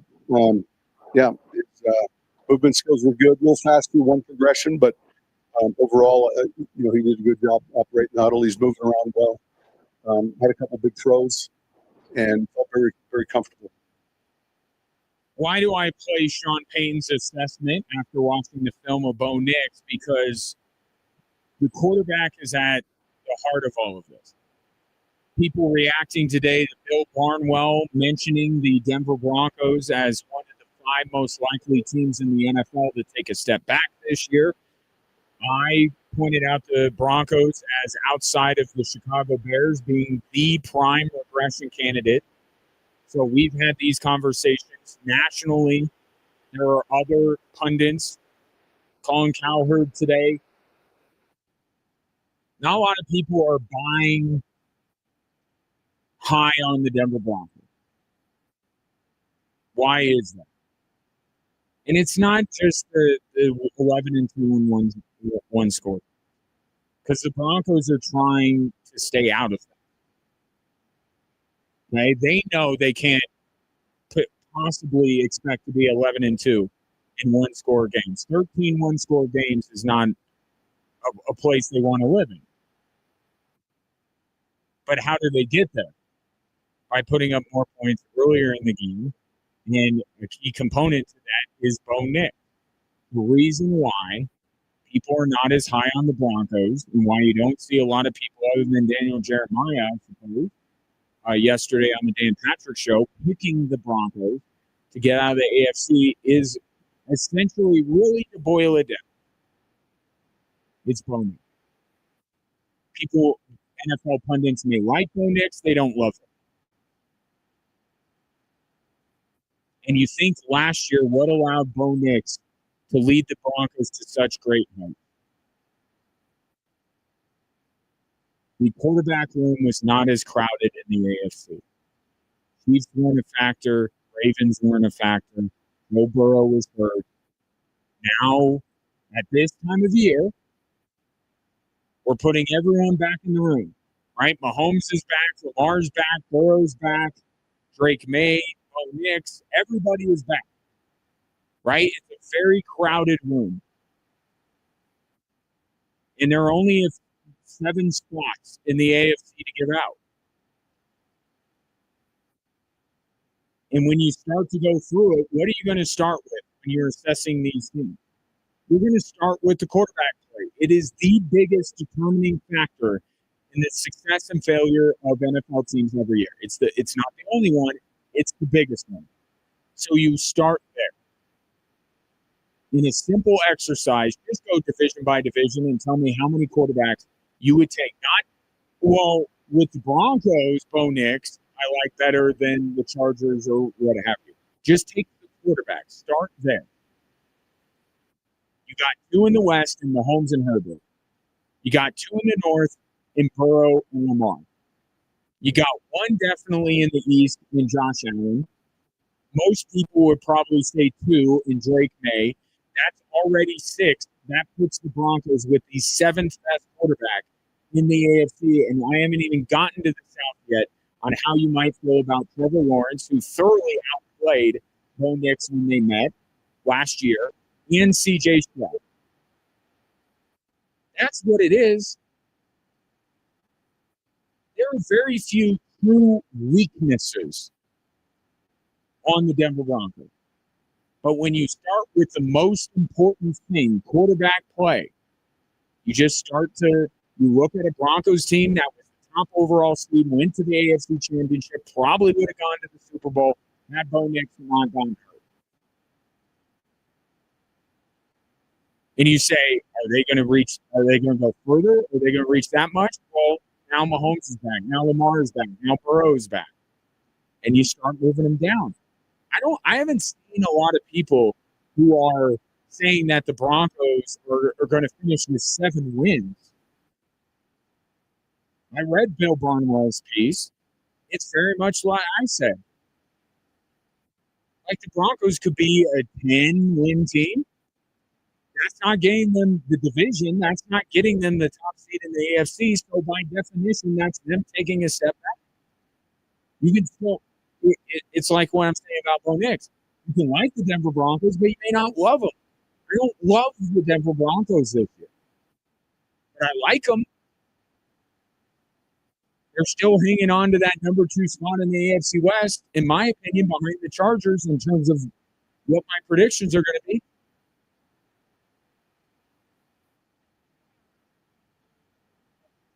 And then you pad your argument, right? You start with the big idea, and then you pad your argument with other things. The one-score games, the defense's inability last year to create turnovers, the schedule, history of teams that go to a conference championship game, how they fare the next year, and you just add to it and add to it. It's not that insulting. It really isn't. I understand fans of every team, and I'm no different, although I'm not very high on any of my teams right now, but there have been times that I've been very excited, and I don't like anybody coming in and trying to tame down my excitement. But looking at it with the left side of my brain, I'm looking at it like I don't see any lies here. Nix is good. He's not great. And when you have everything else that the Broncos have, then it gives you a great chance to be right in the middle of things. But the Broncos last year had a lot go right in order to get to where they are. And I just can't see all those things going right for them again.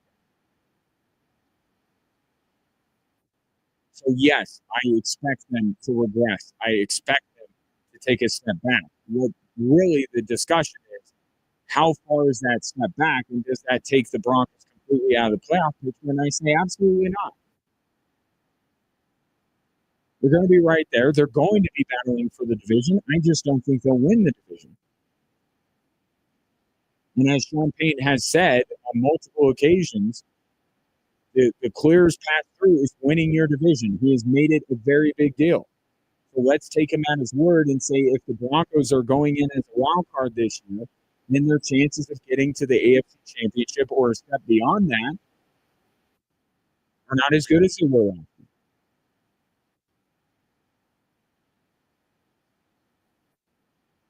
I don't think it's that insulting to the Denver Broncos to say that they're going to take a step back this year. Story number 2.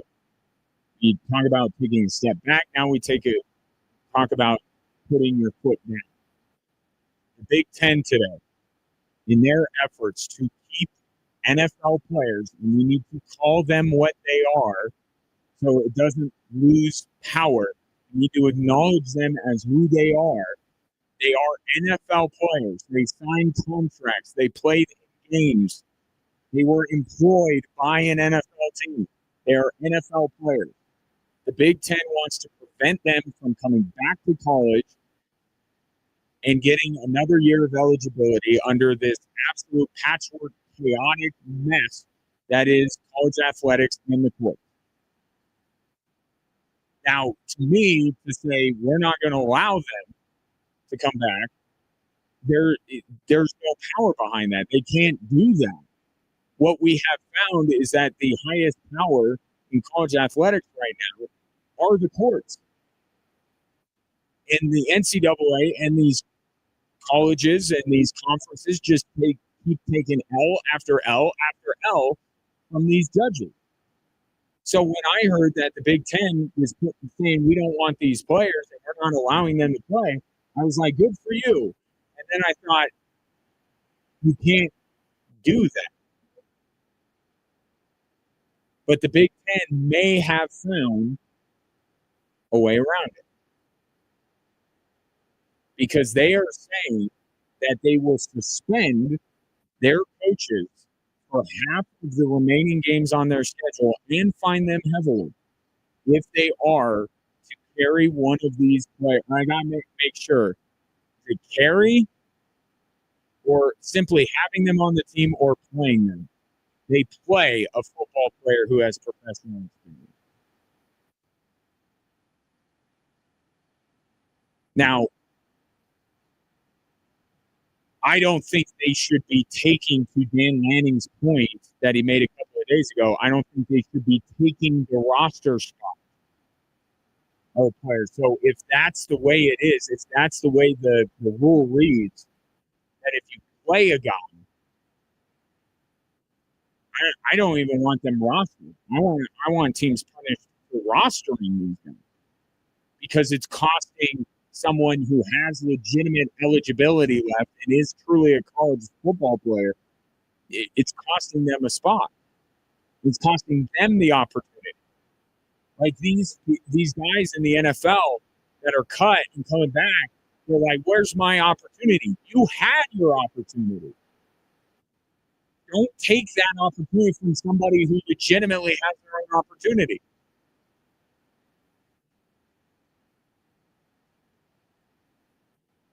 Now, I've read up on this, and it does seem like because the coaches are employees, that you can punish the team. That you can do this. It's that you can't punish the players. You can't tell the players they can't play, but you can punish the team for bringing them on. So maybe this truly has the ability to keep these players out of the Big Ten. But it's still them showing a workaround. They still don't have, I don't think they want to suspend their coaches. And who knows in the coming days, like we've been talking about players challenging things. Can the coaches? Because the coaches are going to go, and maybe they can't challenge it on legal grounds.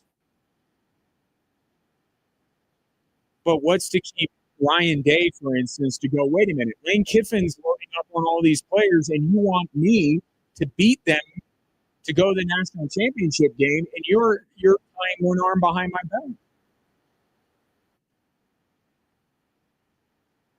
So can they fight this on legal ground? Maybe, maybe not.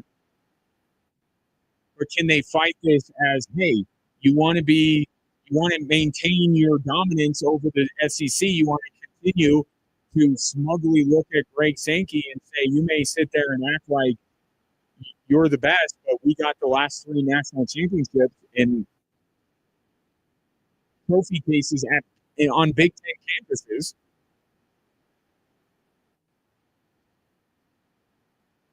You gotta let me have the same competitive advantage as they do. So I don't think that this is done yet, but maybe this is the way. Which begs the question, why don't they just start punishing their schools about all of these things? Why don't they say, did they find a workaround here? Can they say, if you divvy out more than a certain amount of money in NIL, we're going to suspend you?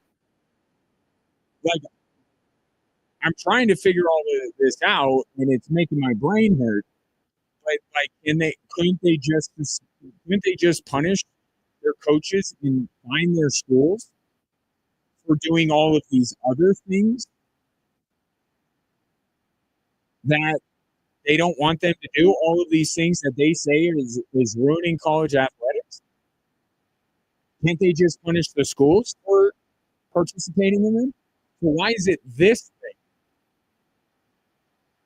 If they can do this, then they should be doing this with a lot of different things.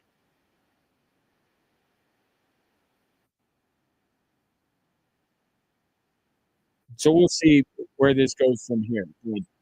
It seems like the Big Ten is on solid ground. That they have the power over their coaches and over their institutions to enact these rules. And have them be the ones that are punished on it. They can't tell the athlete not to. So maybe the Big Ten's got something. And if they do, then I would hope that the other conferences follow suit. Now, it's going to be tougher in the SEC because, Lane Kiffin's already got half the NFL roster on his campus right now. But I would hope the other schools follow through. I was already, before the suspension and me figuring out if they could actually punish their coaches for doing this, I agreed with the Big Ten sentiment. I said, you go Big Ten. I agree with you. This is a travesty if these NFL players are allowed to play college football this fall. I just didn't think that they had the power to do anything about it. If this holds, if they can do this, then the conferences that don't deserve criticism. Because they want to say that they're trying to save college sports, protect college sports, right? Isn't that the name of the bill that's sitting on a desk of a office where the lights turned off because all of Congress was on their 8th vacation this year? But isn't that the name of the bill? Protect college sports? You have something that you can protect college sports with. You could punish your coaches who decide to have these players. You have a chance to do this.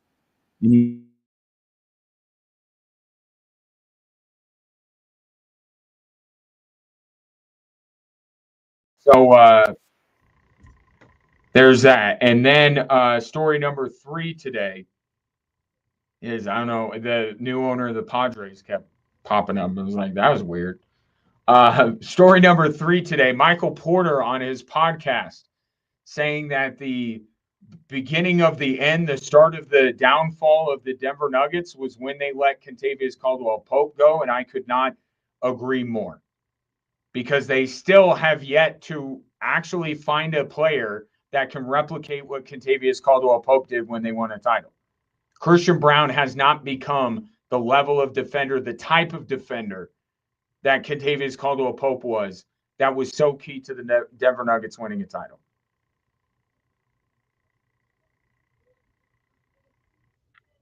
But that was the start of the downfall of the Denver Nuggets, because that was the first bad decision and I don't even think letting Bruce Brown go was necessarily a bad decision. You hated it, but it was attrition, and it was like, that wasn't a bad decision. Letting Kentavious Caldwell-Pope go and banking on Christian Braun, making you forget Kentavious Caldwell-Pope ever existed, that was the first big mistake. And then it was just been mistake after mistake after mistake from this front office, both Calvin Booth led and the two-headed Ben Wallace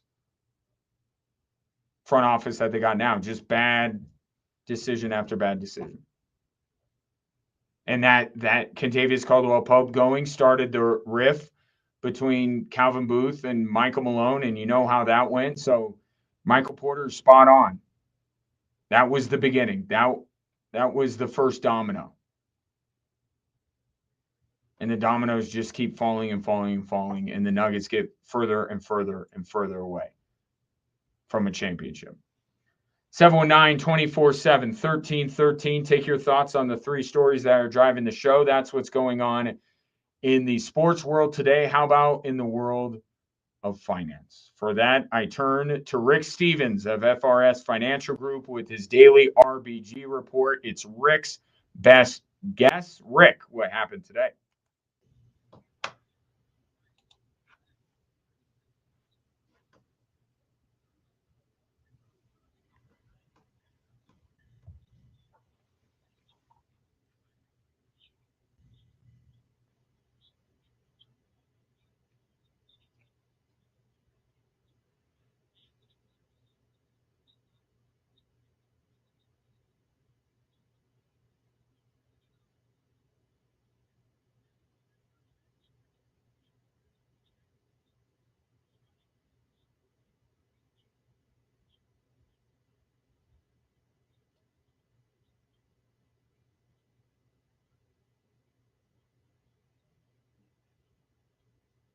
Appreciate it, Rick. That's Rick Stevens of FRS Financial Group right here in Colorado Springs. Start planning your financial future today at frsfinancialgroup.com.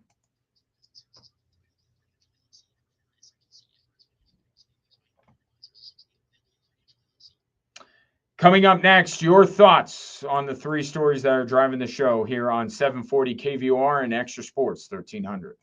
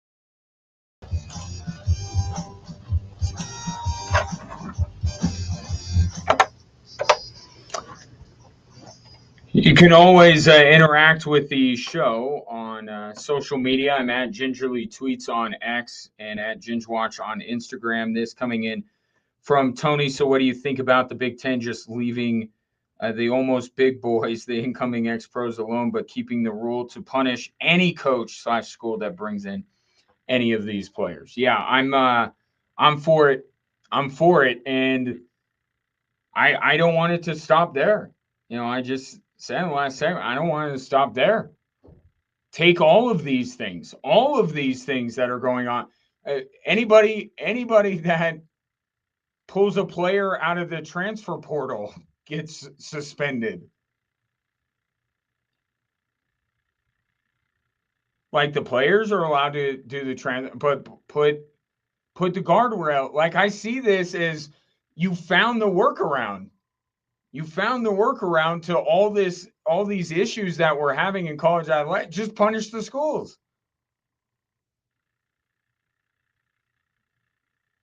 But this is going to be a really good litmus test. It's really going to show some things here. Because in my mind, they could just punish the schools for anything. And I'm thinking, well, you wanted the NCAA to do that. Now you can do that yourself? Wait a minute. What other things can you do? If you have this ability, why haven't you been using it? If the transfer portal is such a scourge on the sport of college football, then punish schools who bring players out of the transfer portal. Say if you play a transfer player, we're going to suspend you. And maybe that sounds ridiculous to you, but I'm going somewhere with this. I wonder what these college conferences really think is ruining their sports and what's not. Because they have taken a stand here against this one particular issue. And it's a winning issue, to be fair. It is. It's a winning issue. I don't see a lot of people saying, other than Lane Kiffin, that these players deserve to be back on college rosters. So it's a winning issue. It is a bad idea to let these players play and take roster spots from people who still rightly have an opportunity and are not professional athletes yet, or at least NFL players yet.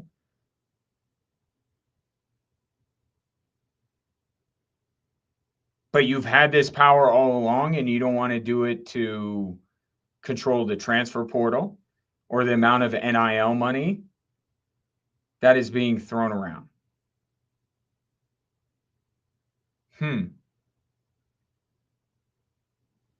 Like I'm just wondering out loud here. Couldn't this power have been wielded at other times? Now, there could be a couple of different reasons for that. One could be we want a bad cop. We don't want to be the bad cop. The conferences, we want this central entity being the NCAA to be the bad guy. So that's why we want the Protect College Sports Act to go through, because we want this centralized entity that is responsible for this stuff instead of us. Or two, some of this other stuff doesn't bother them as much as you think it does.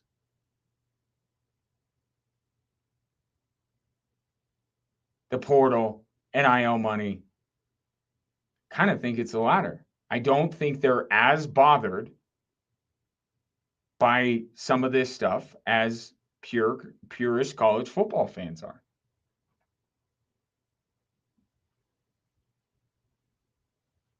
Because I think, like, you're following my logic here, right? Like, if you're allowed to just say, okay, we can't restrict these players, we can't keep them from coming and going as they please. They can't go and we can't stop them from going to the NFL, giving that a shot, and then coming back and playing college football. We can't do anything with the players, but we can punish our coaches and we can punish the schools. Okay, so why don't you just start punishing the schools for the other stuff that you think is ruining college football. What I think this becomes is, and we're probably pretty far down the road heading to this anyway, but this, along the way, you might as well be doing something while you're doing nothing, right? Protect College Sports Act, not going through, who knows what the heck's going to happen with it, right? What have the Big Ten and the SEC been thinking of this entire time? Should we just govern ourselves? Should we just do our own thing? Because that leads to, I know, the dun Super League. Now, they may not call it that because that's a bad word. People don't like hearing Super League. Maybe, might I suggest calling it the Premier League? Don't call it Super League, call it the Premier League. Worked for soccer. You know that the same things were said about the Premier League as are being said about the idea that the SEC and the Big Ten break away from the rest of college football. Oh, it's terrible for the sport. People are going to get left behind. It's going to be the haves and the have-nots, and it's ruining the sport. And now the Premier League is the most popular soccer league on planet Earth.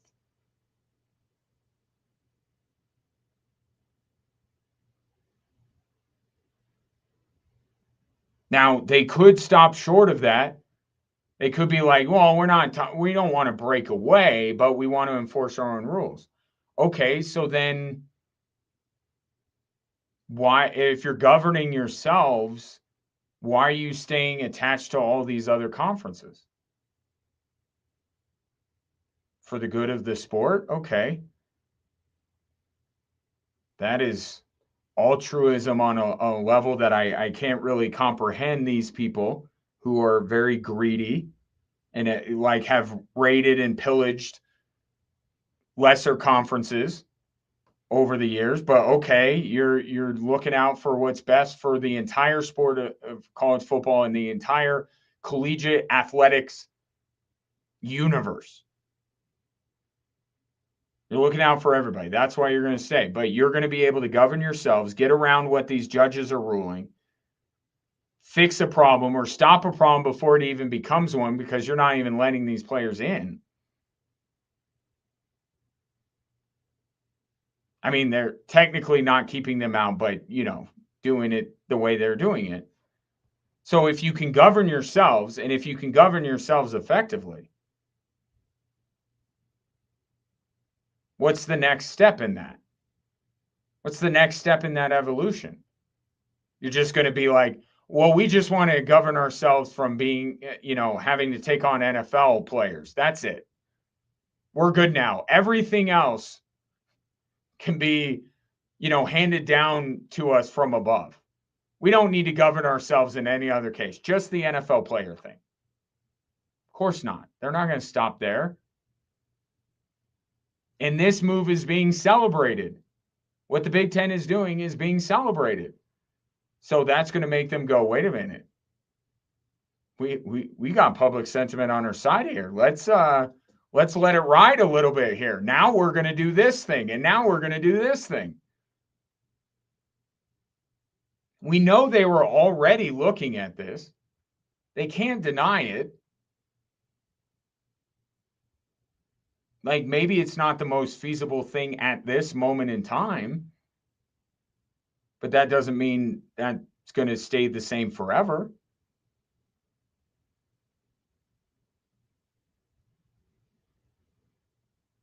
So it's almost like if you're a true, pure college football fan,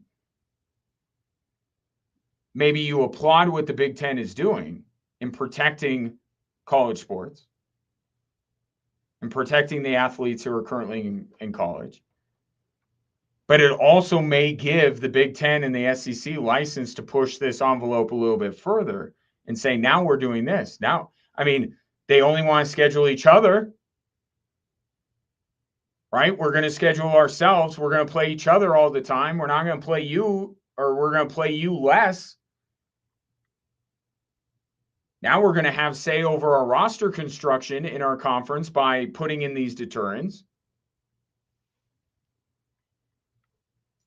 I think it's another trial balloon or another step in a direction that I say, and I don't have a year affixed to this. I don't have a Nostradamus-like prediction on what year this all is going to happen. But I see college football becoming the NFL, and the Big Ten is the North, the SEC is the South, and they are separate. Not everybody's going to get to be a part of that. Do they have promotion and relegation? Do they give that opportunity some way, shape, or form? That remains to be seen. But this sport is going to be more like the NFL every day. It's going to look more and more like the NFL without NFL players. Let me be clear about that. They do not want NFL players on their rosters, but they're going to make college football in the mold of the NFL. You know why? Because the NFL makes a ridiculous amount of money. They're going in this direction. I will not move off of this. College football is going to look like the NFL. Indistinguishable in terms of their format. Maybe just some more teams involved, but it's going to be the same premise. It gives you better games, which gives you more television money, which keeps you from sharing it with everybody else and having to worry about everybody else's problems. They're going in this direction. And I think, even though I applaud this move, and a lot of people are, I think it's another step towards that. We could just do our own thing. Tell me how that's different than a Super League. Like, really. In practical ways, how is that different? But for now, I say, well done, Big Ten. I support it.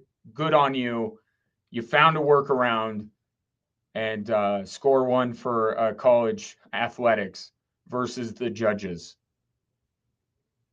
719-247-1313. Love your thoughts on this subject. Coming back after this.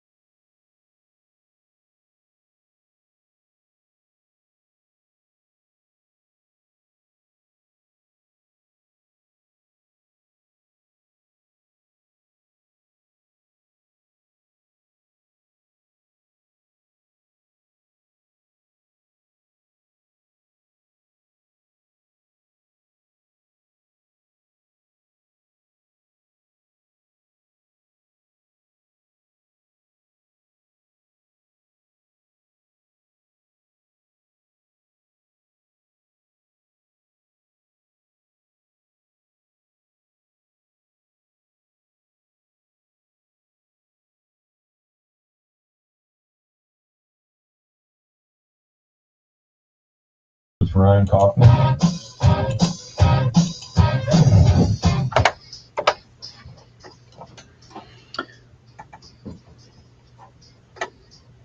Are we heading towards a split of the world of college football where the SEC, the Big Ten say we can enforce our own rules, we can govern ourselves, we can do everything ourselves, we don't even need to be a part of the rest of college football? That's kind of where I think we took another step today, even though I applaud the Big Ten for saying no to the NFL players.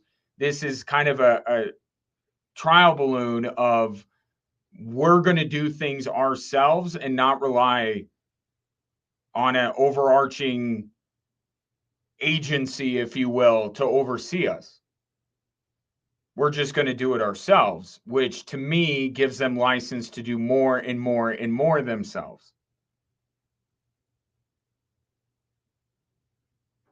And that,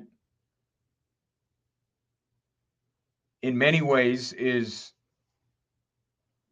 making them look more like the NFL. And I made the comparison to the Premier League, and I get like not everybody is super up on soccer or what it is. Got texted, I don't know what the Premier League is or where it is, but you can't compare college football with soccer. Soccer is an international sport.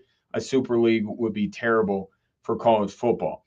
Now, I do need to explain the nuanced difference with the Super League, and I need to do that for myself because I look at the Premier League and I'm like, it's a Super League. But the definition of Super League and why it's so taboo to mention and why fans are so against it, they tried to do this in European soccer. And the big difference, the big thing, big sticking point is the access. The biggest clubs would just close themselves off, compete against one another all the time, and it would get rid of what makes European soccer great, one of the things, and it's promotion and relegation. That pathway would be shut off. And it would be like our American sports model, right? You buy a franchise, you're in the league, you're not going to drop out of the league unless you're really bad and then you financially, and then you get contracted like we had before. Like franchises move, but they don't really go away anymore. That's what the Super League was going to be in Europe. And that's why people didn't like it, because they were fans of, other teams, lesser teams, if you want to call it that, and say, hey, we can't play our way in here. This is not a merit-based system. Compare it to what's going on in college football. We have the college football playoff that gives merit to, you can have a Boise State or James Madison or whoever it is, they could play their way into it. Now, the access is small. There's only a few, but there's a path. So the Super League would essentially close that off, and the SEC and the Big Ten would have their own NFL-style playoff, and the Air Forces and even CU at this point, because they're not in one of those two, wouldn't be able to do it. They would have to do their own thing. But they said this stuff about the Premier League, and really the only thing that kept the Premier League from being a true Super League is that they kept promotion and relegation. But in many ways, they monopolized the money. They took all the money and made it very difficult for other leagues to compete with them in terms of attracting talent. What does that sound like? NIL. Because they were raking in so much money.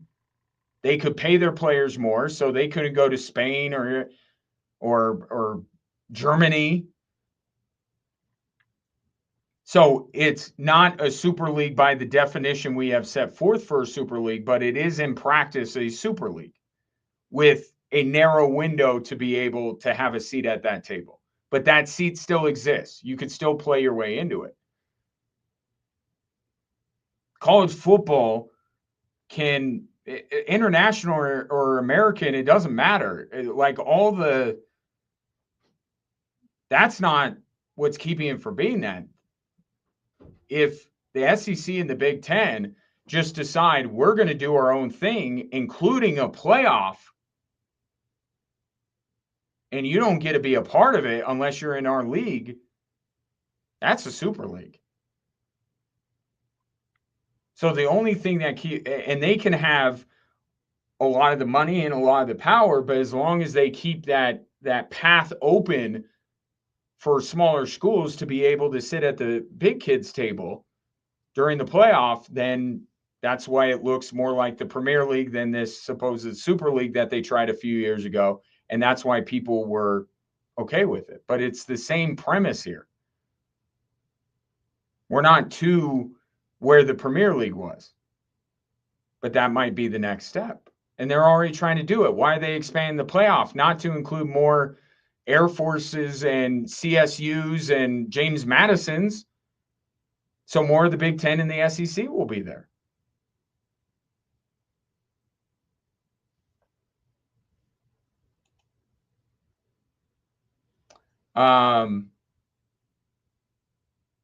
Texture follows up, is the Premier League popular in America? Sorry, I don't know anything about it. Sounds like a terrible idea.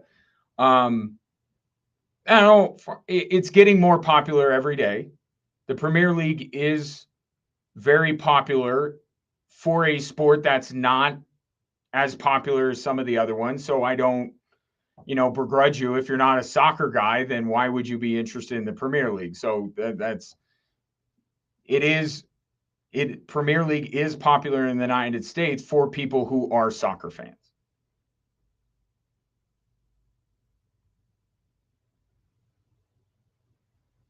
So and we already see this a little bit. I mean, would you say that on a national level, the Big Ten and the SEC are more popular, even in areas that don't have teams, than the Mountain West, the Pac-12, the Big 12, right? They are the most popular leagues. And it was viewed as a terrible idea. People hated it for the same reason people are afraid of the SEC and the Big Ten going off and doing their own thing. But then it got accepted as the norm. And the clubs at the Premier League level make a ton of money.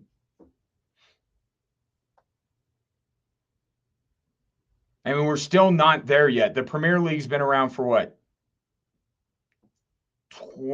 30 years? College football isn't even to the point of a Premier League, let alone a Super League. But I think we're moving in that direction. And I would expect if a Premier League type thing happens in college football that people are going to hate it initially. They will. But they'll get better games. They'll get all the best players. And as a consumer, after a while, that's what you care about the most. And I think that's what happened with the Premier League. People hated it. People thought it was creating a bigger disparity between the haves and the have-nots. But then all of a sudden, you saw teams like Manchester United and Chelsea and Liverpool that get all of these amazing players and play them all together. And it was just such a great product that now it's the most popular soccer league in the world, including in America.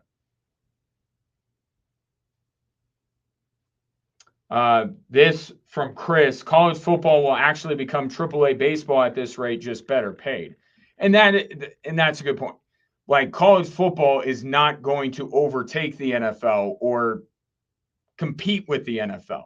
They're just going to look more like the NFL, which is, you're right. What AAA baseball is to Major League Baseball.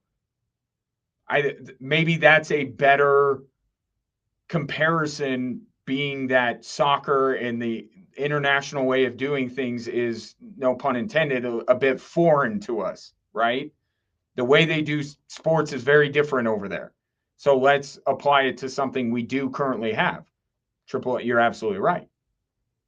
A better compensated AAA minor league system. But the way that they govern themselves and the way they set up their season would be very much like the NFL. Just like AAA baseball schedules very similarly to Major League Baseball. I think it's the direction we're going. And then we'll all choose sides depending on what, are we a traditionalist? Are we a little bit more progressive? How does it impact the team that we love? But I think we're going. I can't tell you exactly when, but we're heading in that direction. We'll leave it there. Appreciate the interaction and your patronage. Talk tomorrow.